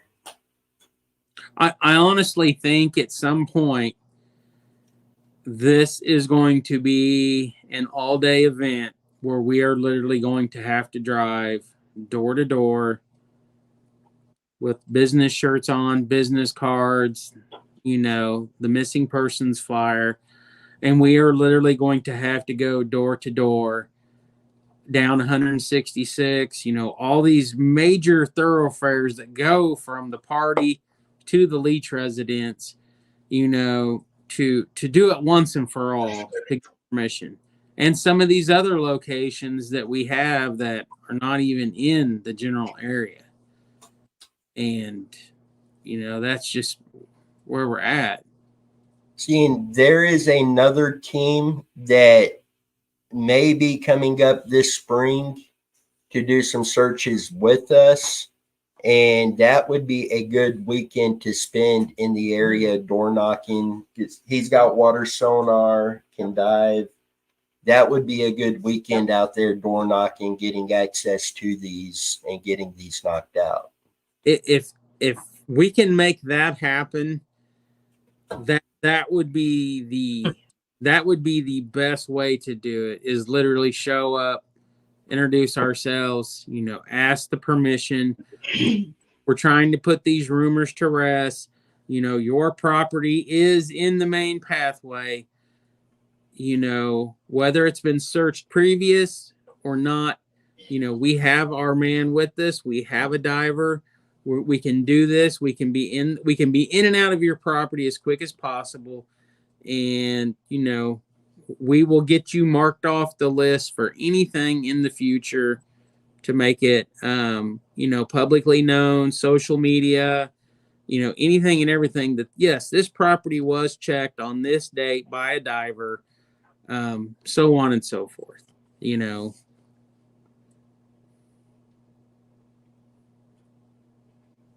And yes, Jen, there's also that pond on Golden not far from his house that did show a car-shaped anomaly on one of the year's images. I do believe I've got that pond down on our search list already, but definitely want to get that checked.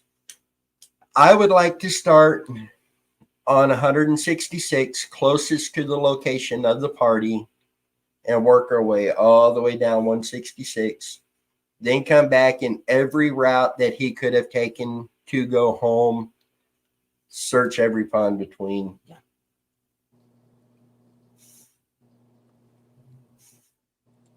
And if anybody in the Linwood area watches this, if you have a property in the area, whether you lived there in 1988 or not, if you would like somebody to come out and do a sonar search on your pond, or walk the property and look, do a search on the property, reach out to us, free of charge. We will 100% come out, do the search. And not only could it possibly help this family find answers, but can give you peace of mind as well, knowing your property is cleared.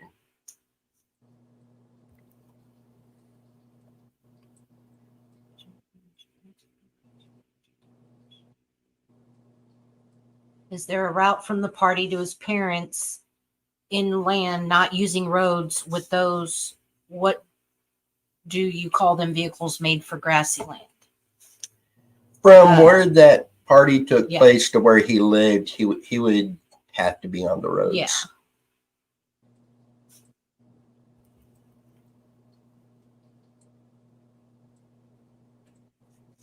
And Jen, yes, for the most part, a sub-bottom profiler, they are incredible tools. But yes, an underwater metal detector, doing a grid search with a diver would be very similar to that. Now, the regular underwater metal detector may not read as deep underwater, as far as in the ground underwater, as a sub-bottom profiler, but it would still read deep enough to pick up a vehicle that's buried under there.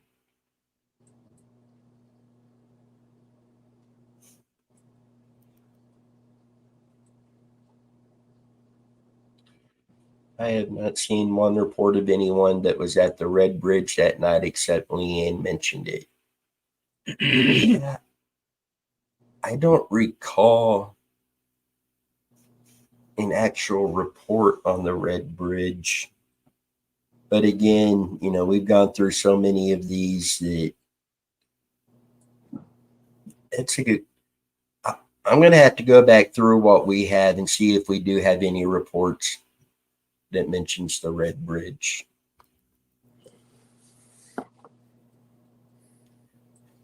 It's so possible he's tucked in some deep trees, or in the very first episode AWP did, they found a cat buried in the mud on sonar, but I'm yet to see anyone see if it's Randy down there. I follow this close. Goodness. I think that's a car, not a cat. Yeah, I would be very surprised if something were in a pond. They would have to be extremely lucky that it remained undiscovered after 40 years. Well, you never know. It would, but a lot of these ponds are way out there in the county too, so there's not people there constantly. Some of these, the property owners may only see if they're down mowing around or cutting hay, something along those lines. So it's depending on where the pond is on the property. If it's an accident, that pond's going to have to be fairly close to the road. So it's one of those. I can't say that I think he's in a pond somewhere, but at the same time, I can't rule it out until he is found. I think too, and on that situation, I think we need to go back with the websites that we use that has the historical images, especially the one site where you can choose the year, and we literally need to do stretches of certain houses along these main roads and see what ponds were there at that time in 1988 and which ponds were not, because we know for a fact that there's a couple locations where ponds have been bulldozed in and there's ponds that have emerged. So we really need to, get a list and a certain set of houses, properties that the ponds were there in that 1988. Because it makes no sense for us to, of course, do every one if we can't prove that every pond was there in 1988. Right. And of course, we can't do nothing about the ones that were filled in and drained or whatnot, possibly in that scenario, besides GPR.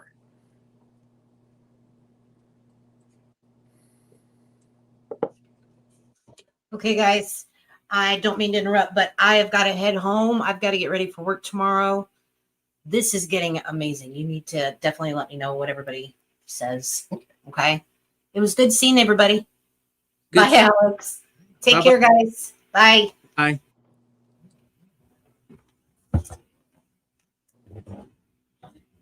And Jen says, Dow, check out aerials for the pond on 166th and Wood Road. It looks small, but you can fit a ranch house in that pond. It never gets any smaller, only bigger.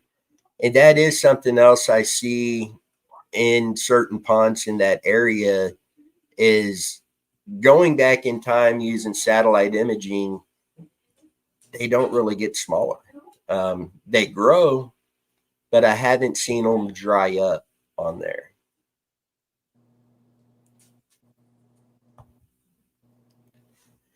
Chrissy, everyone saying bye and good night.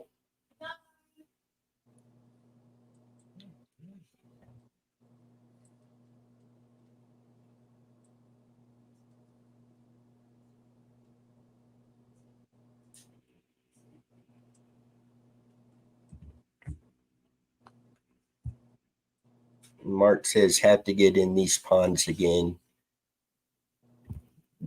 Going back to the door knocking, I did have law enforcement contact me. This has been a while back ago now, but they were in the Linwood area following up on some things in Randy's case. And a property owner had told them that some people had knocked on their door and asked permission to do a sonar search on their pond for Randy. And they gave permission, but nobody ever showed up to do the search. So when they were telling law enforcement about this, law enforcement asked around and learned that we were doing searches in the area too. So they wanted to reach out to see if that had been us. If we get permission to do a search, we're going to have that gear with us. and we're going to do that search immediately. So unfortunately, that one wasn't us. But, when we do go knock on doors to try to get permission to do these searches, the boat, the sonar, the underwater cameras, we're going to have everything with us we need to do those searches right then. Get those done, get those documented, and move on to the next one, or hopefully find answers and bring Randy home. But we'll definitely have our gear with us when we do this. And if the other team does get to come up and join in on this search, they will have all of their equipment with them as well.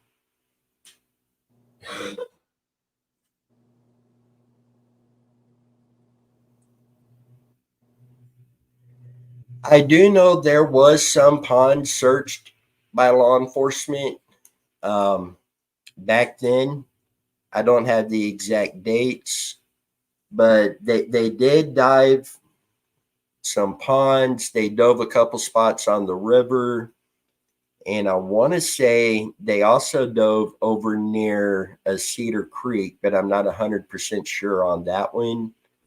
But technology diving today versus back then, it's night and day. We talk about OK Diver a lot on here. I want to bring him on another live with you guys and see if he would come on and answer any questions you have towards a diver, so he can help us help all of us better understand, what equipment divers are using today, what they do, how they do it, and help us all have a better understanding of that. Yeah. And Dow, once you exhausted this area, are you willing to go to other states for underwater search if a specific place was given? 100%. Without a doubt. I mean, yes.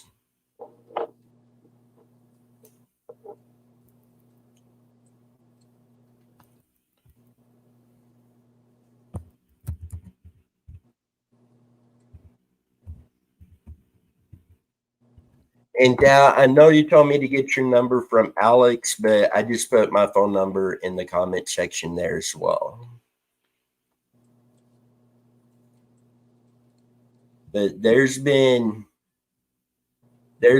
other searches done that was not in our general area or in Alex's general area. I've got a search in Nebraska coming up later this year, and potentially 2 different cases in Arkansas that we may get to do searches on this year. So going out of state, it may take us a little bit to get there, but definitely something we would consider doing.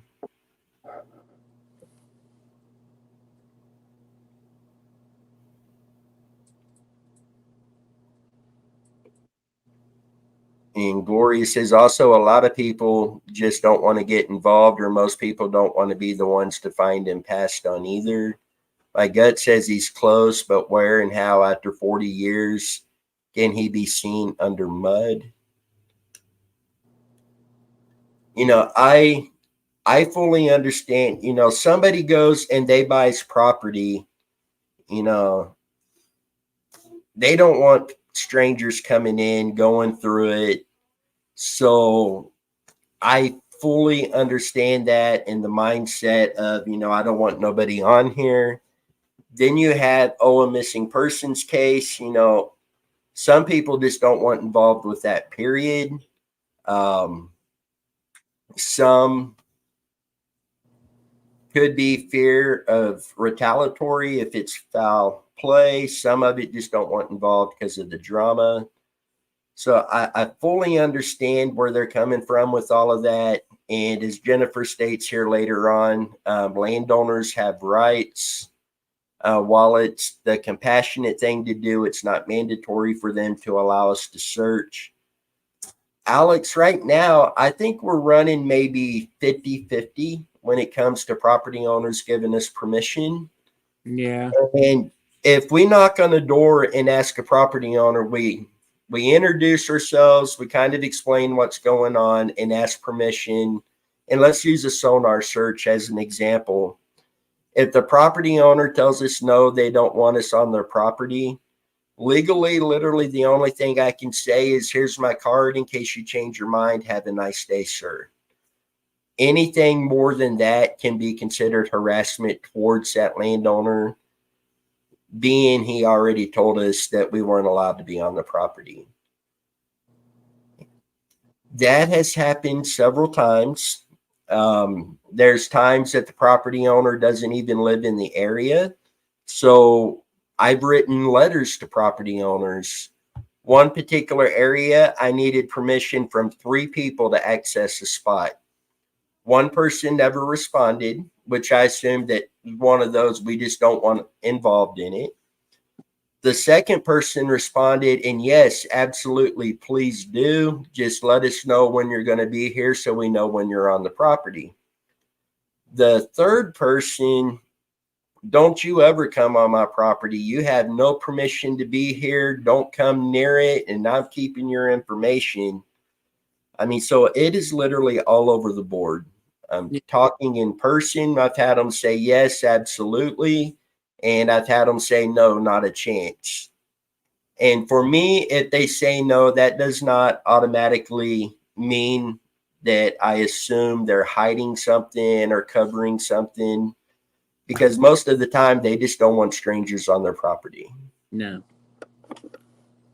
And I wish, and I know this is a lot to ask for, but I just wish that people, even if they do not want us on their property and it is a no, please just let us know. Just don't ignore it, because, then you question, well, did they get the letter? Or well, this, should we write them another letter? So, I wish people would just be like, hey, this is so-and-so. You sent me a letter about my property. I discussed it with my husband or wife, and, we would like to not participate in your search, but we are just, responding to you to let you know that the answer is no. I would much rather have a no than I don't never got a nothing, Right. I mean, just because we just need, something, and I guess it kind of comes back to also the GPR. We've got so many cases, and I know we've said this a billion times. We got so many cases we need GPR on. And Randy's case is one of them. We have a couple locations of high interest, and we're not even going to move forward on it till we have GPR, because the second we get the no, then we go to law enforcement, and then we try to work it that way and be like, look, we have the equipment to do this. Can you help us? This is why. This is the reasoning. This is why. This is the leads. This is the documentation why we are wanting to go to this property. And then we need your help to get us onto the property. We have the equipment now. Please help us, help you, help the family get answers. But we have so many of those situations that, I desperately want to move on them, but I'm not, it's not, I don't want to do it till we have it, because when they tell us no, I want to be able to say, okay, well, let's go to plan B. Let's try to work with, law enforcement now. Dow's got a good one here. Yeah. You could file an EPA claim if you suspect a car is in the pond, and the state will test the water for contaminants for free, and the landowner cannot deny them access. That is something I didn't even consider. No, I didn't think of that either. And I know we've had at least one pond that there supposedly was oil gas coming to the surface in it, because they were seeing the rainbow slick in the water back in the day. And I mean, I believe police went to that property and kind of just dismissed it, didn't they, Dennis? I Yeah. mean, Now, that is one of the properties that divers did get in the water, but there's not a lot of detail on it. yeah. I mean, there's got to be either natural oil coming up, which I mean, I know that happens just from riding four wheelers with your cousin Justin, and out by his property, um, the creeks have oil coming up in the creeks. It literally Right. up and comes up on the surface. It's crazy. And Jennifer, thank you. Gloria asked, what if every one of us called the police station and kept calling till they opened the case, meaning reopen Randy's case? Ms. Jennifer, it is an open case that Leavenworth claims they are still actively investigating. So they haven't fully closed the case. I mean, it's obviously cold case being this long, but they do consider the case still open.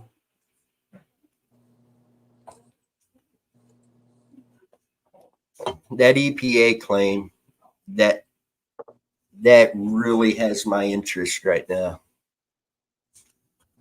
Yeah, that's pretty. Oh, excuse me. I got up really early this morning. Sorry.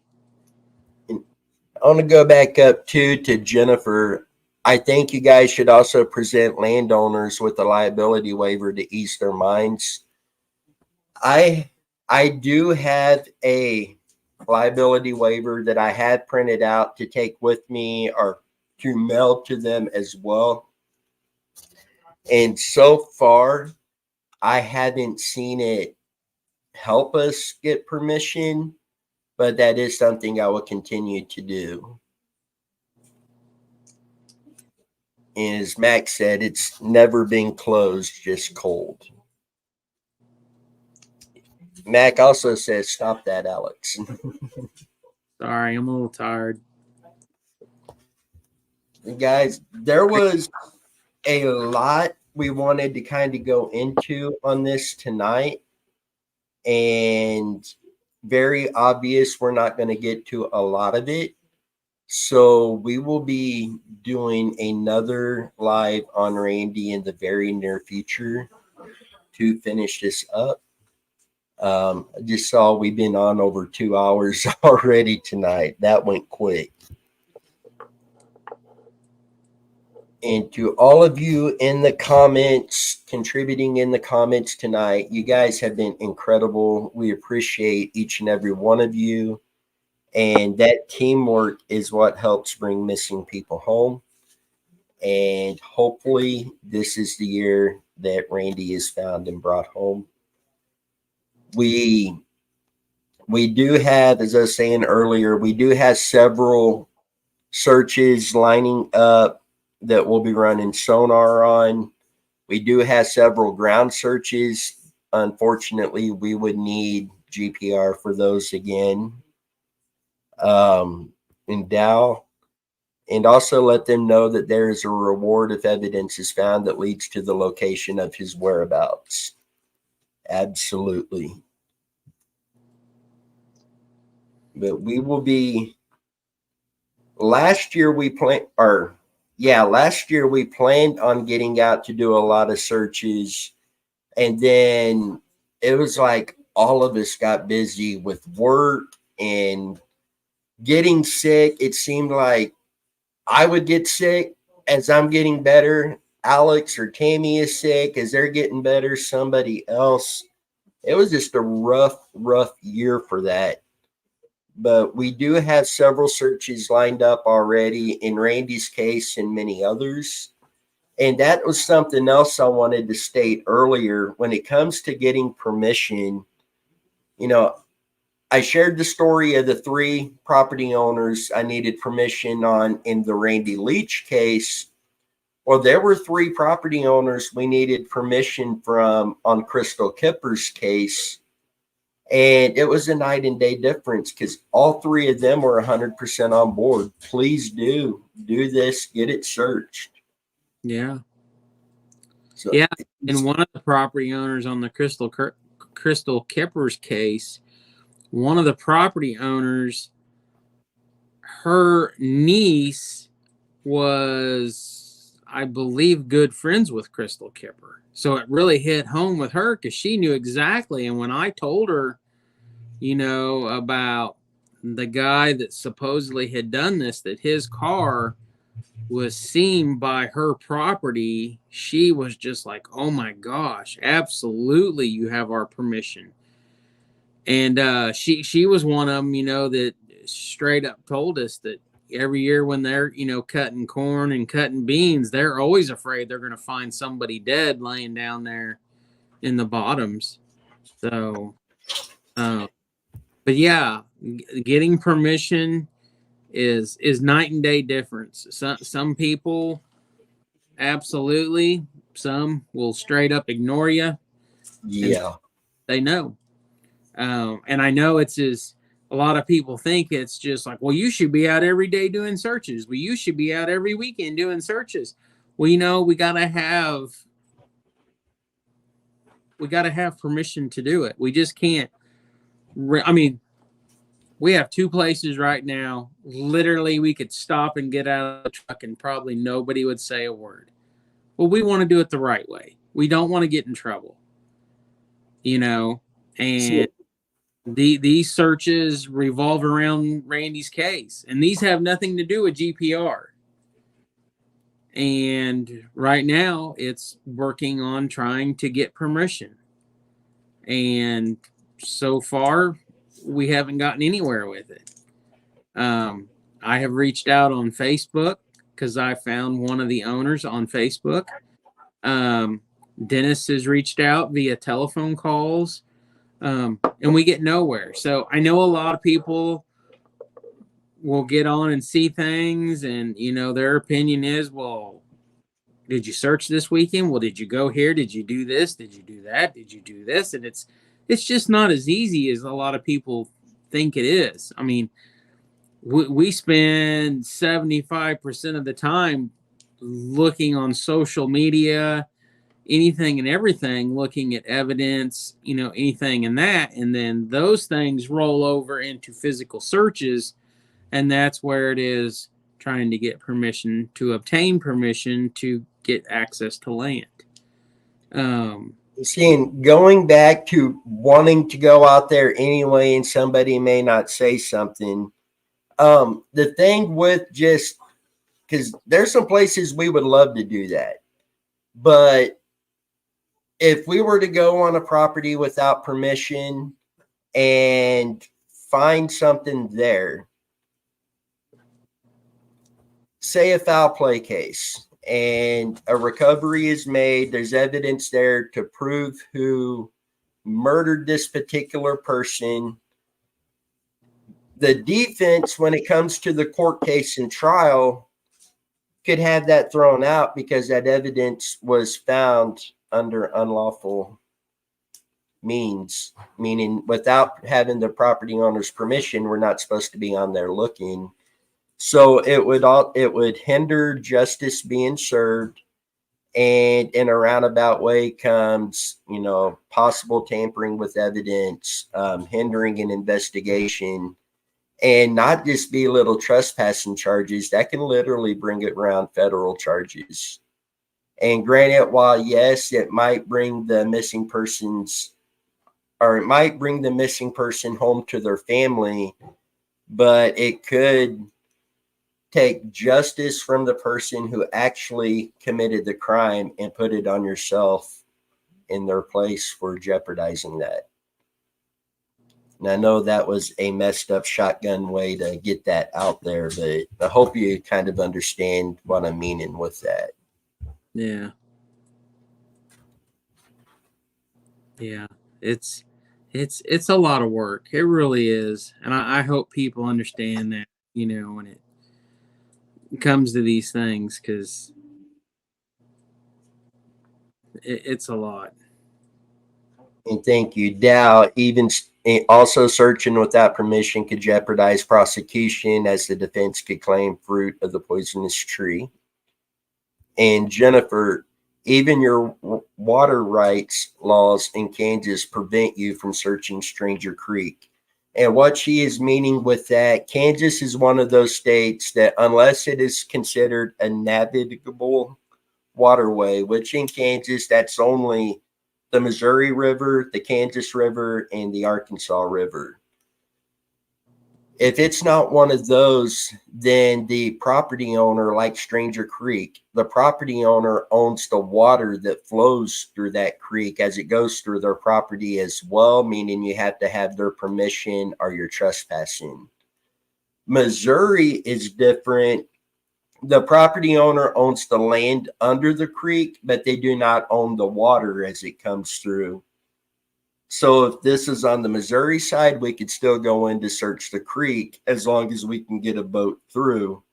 But Kansas, you cannot. You got to have permission.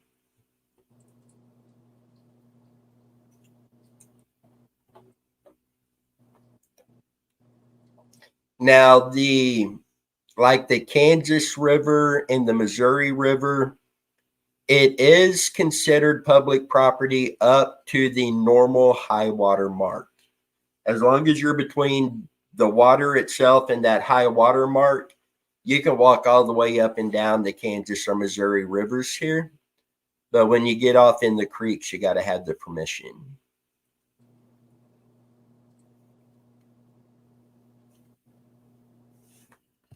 And Mark, anyone have drones that can fly at night? Is it possible to drop a strobe into a pond and then video and photograph at night? Would the strobe outline a car if the pond contained one? And he is going to do an experiment with the strobe light in a pool and see how it illuminates. That's interesting.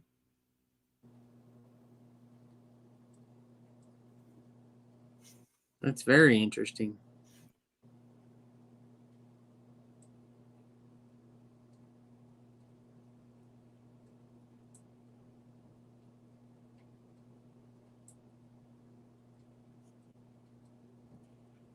You'll have to let us know what you find on that, Mark.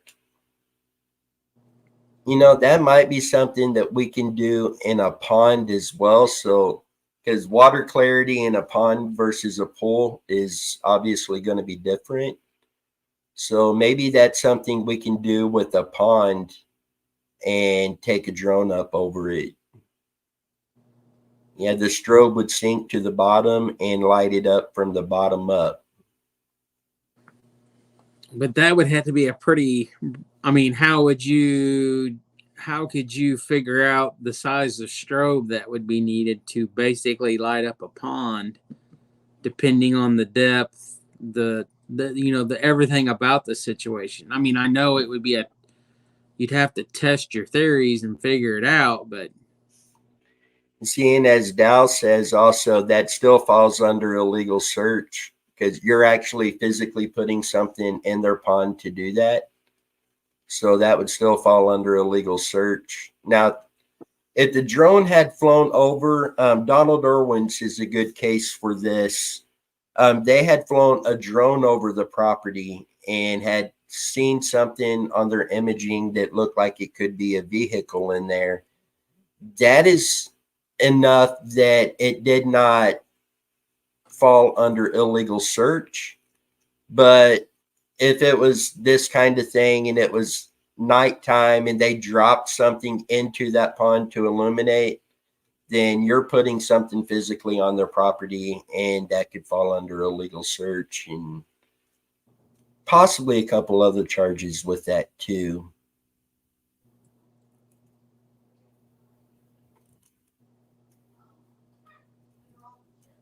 Mark said, I'm not too concerned with that, Dow. But the problem is with that, if you do it that way and you do find something, again, that could hinder any prosecution if it comes to that.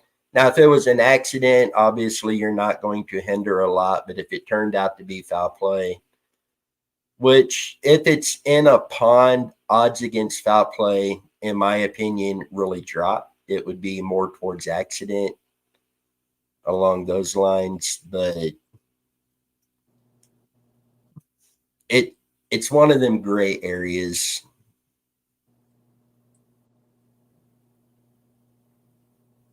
Yeah. I And mean, Mark, not too concerned with prosecution either.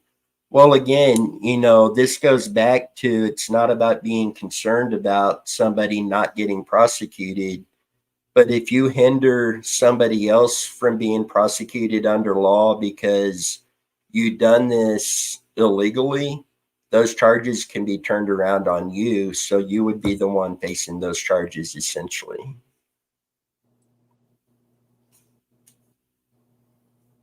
And it could also let, if it turned out to be foul play, the open door for that person to get away with it. yeah. I mean, the best way is to get permission, and that is, that's the best way to eliminate anything at any cost, but it doesn't work out that way. It doesn't work out that way, the majority of the time, it seems like anymore. And I think that's, like going back to doing the search from the party to the Leach resident. I think we need to do the historical images website, and the other one, I think we need to basically get. Tammy's behind me and it's echoing.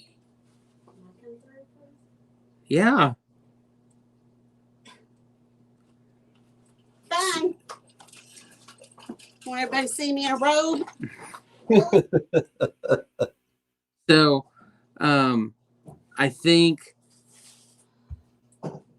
I forgot what I was saying. So basically, if we could do it the legal way, that is the best way. That way, there's no repercussions. There's no anything like that. I know what I was saying. Doing the historical images, going, on there, seeing, from the party to the Leach residence, those ponds that are along those routes, the most logical routes that Randy could have taken home. Basically seeing what ponds were there in 1988 and which ones have been built recently. That way we know which houses to try to get permission. If we are able to have our connection, the diver that we are working with, if we could have him with us when we try to do this one weekend, that would be the best. Because if we could go from door to door, start at the party area, work our way over a couple days, ask permission, access granted, access denied, move on it.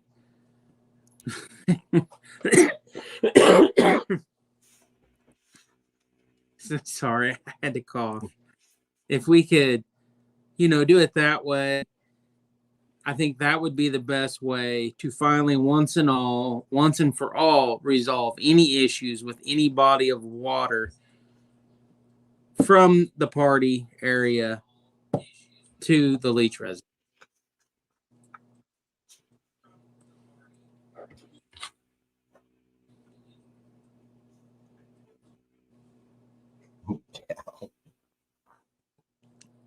Yeah, if you read Dale's comment, that's why I kind of coughed. It caught me off guard.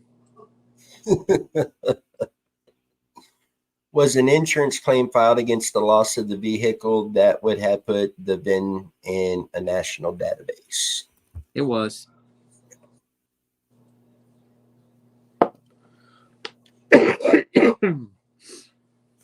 So, guys, with that, 2 hours, 19 minutes, thank you guys for being on here tonight. Again, we will do a follow-up live on this in the coming days. and kind of pick up where we left off and go into several different things as well. And again, follow along. We do have a lot of searches to do this year, several on Randy. And again, hopefully that other team does get to come up. I know there's some things going on right now that it's going to depend on certain things down there. But if everything works out, hopefully we can get a lot of those ponds searched. Hopefully all of them. And we'll be filming as many of these as we can and bringing that to you as well. Again, we're not going to edit our search videos anytime that we bring our sonar imaging to you guys or anything like that. We want you to be able to see the raw footage of that, just in case we do happen to miss something and one of you pick up on it. Hey guys, at this time frame on that sonar, I thought I saw this. We can go back and check that out and see if we need to get back on that location. But there will be several search videos released this year, multiple cases. So definitely want to be around for that. Thank you guys for joining us tonight. If you haven't subscribed to the channel, please do. We're running about 50-50. Half of our views are coming from people who have not subscribed to the channel. So if you haven't, please do. Hit like, leave a comment, so that way YouTube doesn't see it as inactive on the channel and deletes it. Can you start searching other nearby states till you get the GPR and perhaps find other missing persons? We do have, we've been out this year or this last year on several searches from multiple cases. Right now we have locations on, I want to say it's 15 different cases we'll be on this year.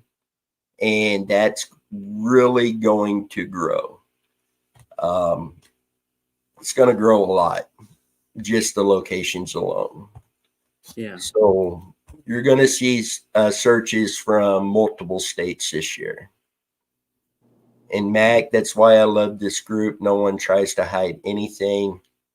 We want to be as transparent with you guys as we can, because all of this, it's not about me. It's not about Muddy Water Search and Recovery. It's about these missing people and bringing them home. And hiding stuff from you guys isn't going to assist in that. It's going to hinder that. So we just want to do everything we can to help bring these people home. Yeah. And all of you are, in my opinion, just as big of a part of this as we are. You guys are reaching out to us with information. You're jumping in on these discussions, sending locations over. So, the teamwork, it's all about teamwork. It is. It is a tremendous amount of work to do these type of things. It's a lot of studying. It's a lot of group discussions. If you couldn't do bookwork in school and you couldn't socialize and talk, this isn't the thing for you. It is a lot of, like I said, talking, discussing, bookwork, reading, watching stuff, reading documents, trying to comprehend stuff. And I mean, we can be clear as day is that half of the stuff you can't even understand and read half the time, especially if it's on paper. Right. So it is a lot of work. It is like, it's like you're going back to school. It really is. I mean, it's homework. It's, studying, comprehending stuff and trying to understand it. And I mean, there's lots of times we'll read stuff and we got to discuss it 15 times to understand what we're trying to figure out. I mean,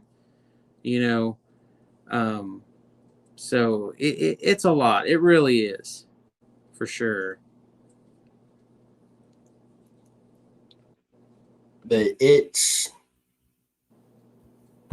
it's worth it though. I've been involved in recoveries in the past before Muddy Water Search and Recovery.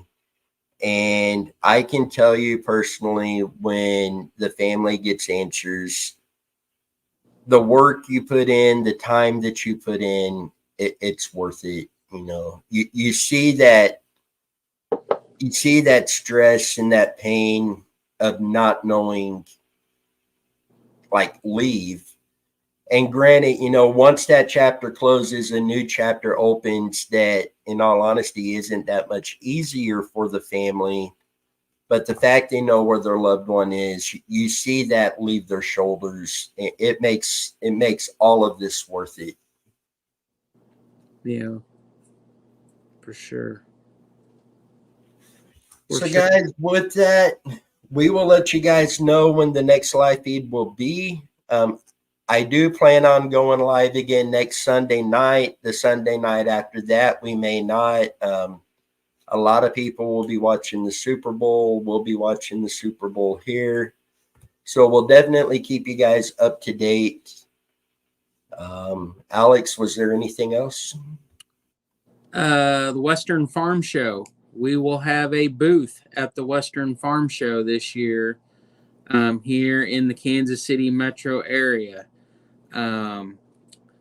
Please, if you are out and about, or if you're bored and have nothing to do, you know, please come to the farm show. It's an agricultural based type trade show. Anything and everything is really there though. But we will be there this year for the first time. We will be upstairs. We will be by the petting zoo area, and more than likely on the other side of us, where cattywampus, will be the Missouri Highway Patrol that will be near us. But we will be there, you know, promoting, working with the public on missing people's cases. If you all, you know, we would love for people to come by and see us from the channel that watches us, if you could. That would be wonderful. Also this year, we will start having public meet and greet type public awareness events. We will be setting up in parking lots with banners with missing people. You know, we will try to do it once a month in a particular location, you know, cases, you know, around the areas that, you know, we are all from. You know, we will definitely be doing that. Of course, you know, with Randy Leach's case, you know, we are still on the hunt for another car to do, you know, our experiments to prove, disprove theories. Not looking to spend 10 grand, you know, not looking to spend 5 grand on a perfect, you know, car that's been in the garage its whole life that your grandma owned. Because in the end, we're going to destroy it, plain and simple. Dodge 600, Plymouth Caravelle, and I believe, was it the Chrysler New Yorker? I think those 3 cars shared the same platform when they were built. I know that the Plymouth Caravelle shares the same front and rear fascia as the Dodge 600, meaning the bumper, the grille, the lights are identically the same. The Chrysler version was different. Even though it was the same car, the Chrysler front fascia and rear fascia on the car was different. But it would be the same engines, same weight, so on and so forth. Of course, we would like to find an exact replica of, you know, Alberta Leach's car. That way, you know, trying to make things, recreate things the most realistic way, that would be the best scenario. So we have that project coming up. We also have coming up another project that I've discussed, and that is the Apple AirTag experiment, and that is numerous cases that we have. And Randy's case is one of those where, and this is a hypothetical type experiment. Of course, 100% we cannot recreate it, but there's been so many theories and rumors of accusations of people, cars floating down river, going hundreds and hundreds of miles away. You know, we do know that bodies will come out of cars through a door, through a window, and they can come out and float away. Unfortunately, Donald Irwin's case in Missouri, his car was found in a pond. His body was not found in the car. It was found outside of the car. Some of his remains have been recovered, some have not. But this is a 100% example that just because someone's in a car when it goes in the water does not mean it will stay in the water. So we are going to use Apple AirTags with some floatable devices, and we are going to put them in some locations of cases around the Kansas City metro area. Randy Leach's case is one of them. Jeremy Coots' case out of Atchison, Kansas, the 4-year-old that went missing in the 70s, supposedly went down to the river, possibly climbed on some ice or slipped in the river. Supposedly, you know, he succumbed to what happened.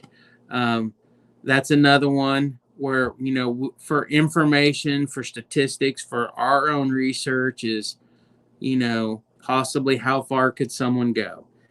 It's not a 100% science recreation because we can't get the exact weights of these things and everything, but it's a test to say, yeah, something could float this far away, or no, look, it only went a mile down the river and it got tangled up in something and that's where it stayed.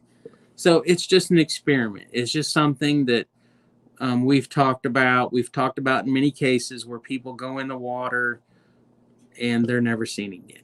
So we have that coming up. So we have lots of things coming up just besides getting out and doing ground searches and our regular work that we normally do. So hopefully everybody can join us, you know, as we move along over the next few months and do these experiments. You know, Dennis and I and the rest of the group would love to have you all be a part of it with us. Give us your input, you know, your thoughts as, you know, we do these experiments and stuff. So, but like Dennis said, you know, please like, share, subscribe. You know, if you feel it in your heart to become a member of the channel, we would be so blessed for you to do that. If you would ever love to donate to our cause and what we do, we would be so blessed, you know, if you would like to do that. And Dennis usually puts in all the information, you know, in the paragraph below the heading of the video and stuff. And speaking of donations, I hadn't got on GoFundMe in a while. I got on and looked the other day. We did have another person donate another $50. So thank you very much for that. And that will be, they didn't specify if that goes to GPR. It was in the general GoFundMe. So if you see this, please contact me. Let me know if you want that to go towards, you know what? Let's just go ahead and put that towards GPR. We really need that GPR unit. So we will add that with the other $100 that was recently donated and put that over towards GPR. And thank you so much for whoever has done this. We greatly appreciate it. It helps a lot. It does. So guys, with that, you know, we will keep you updated when we will be live again. We have a busy year coming up with all of this. Looking forward to it. So with that, till next time, you guys stay safe and let's do everything we can to bring Randy and these other missing people home. Thank you.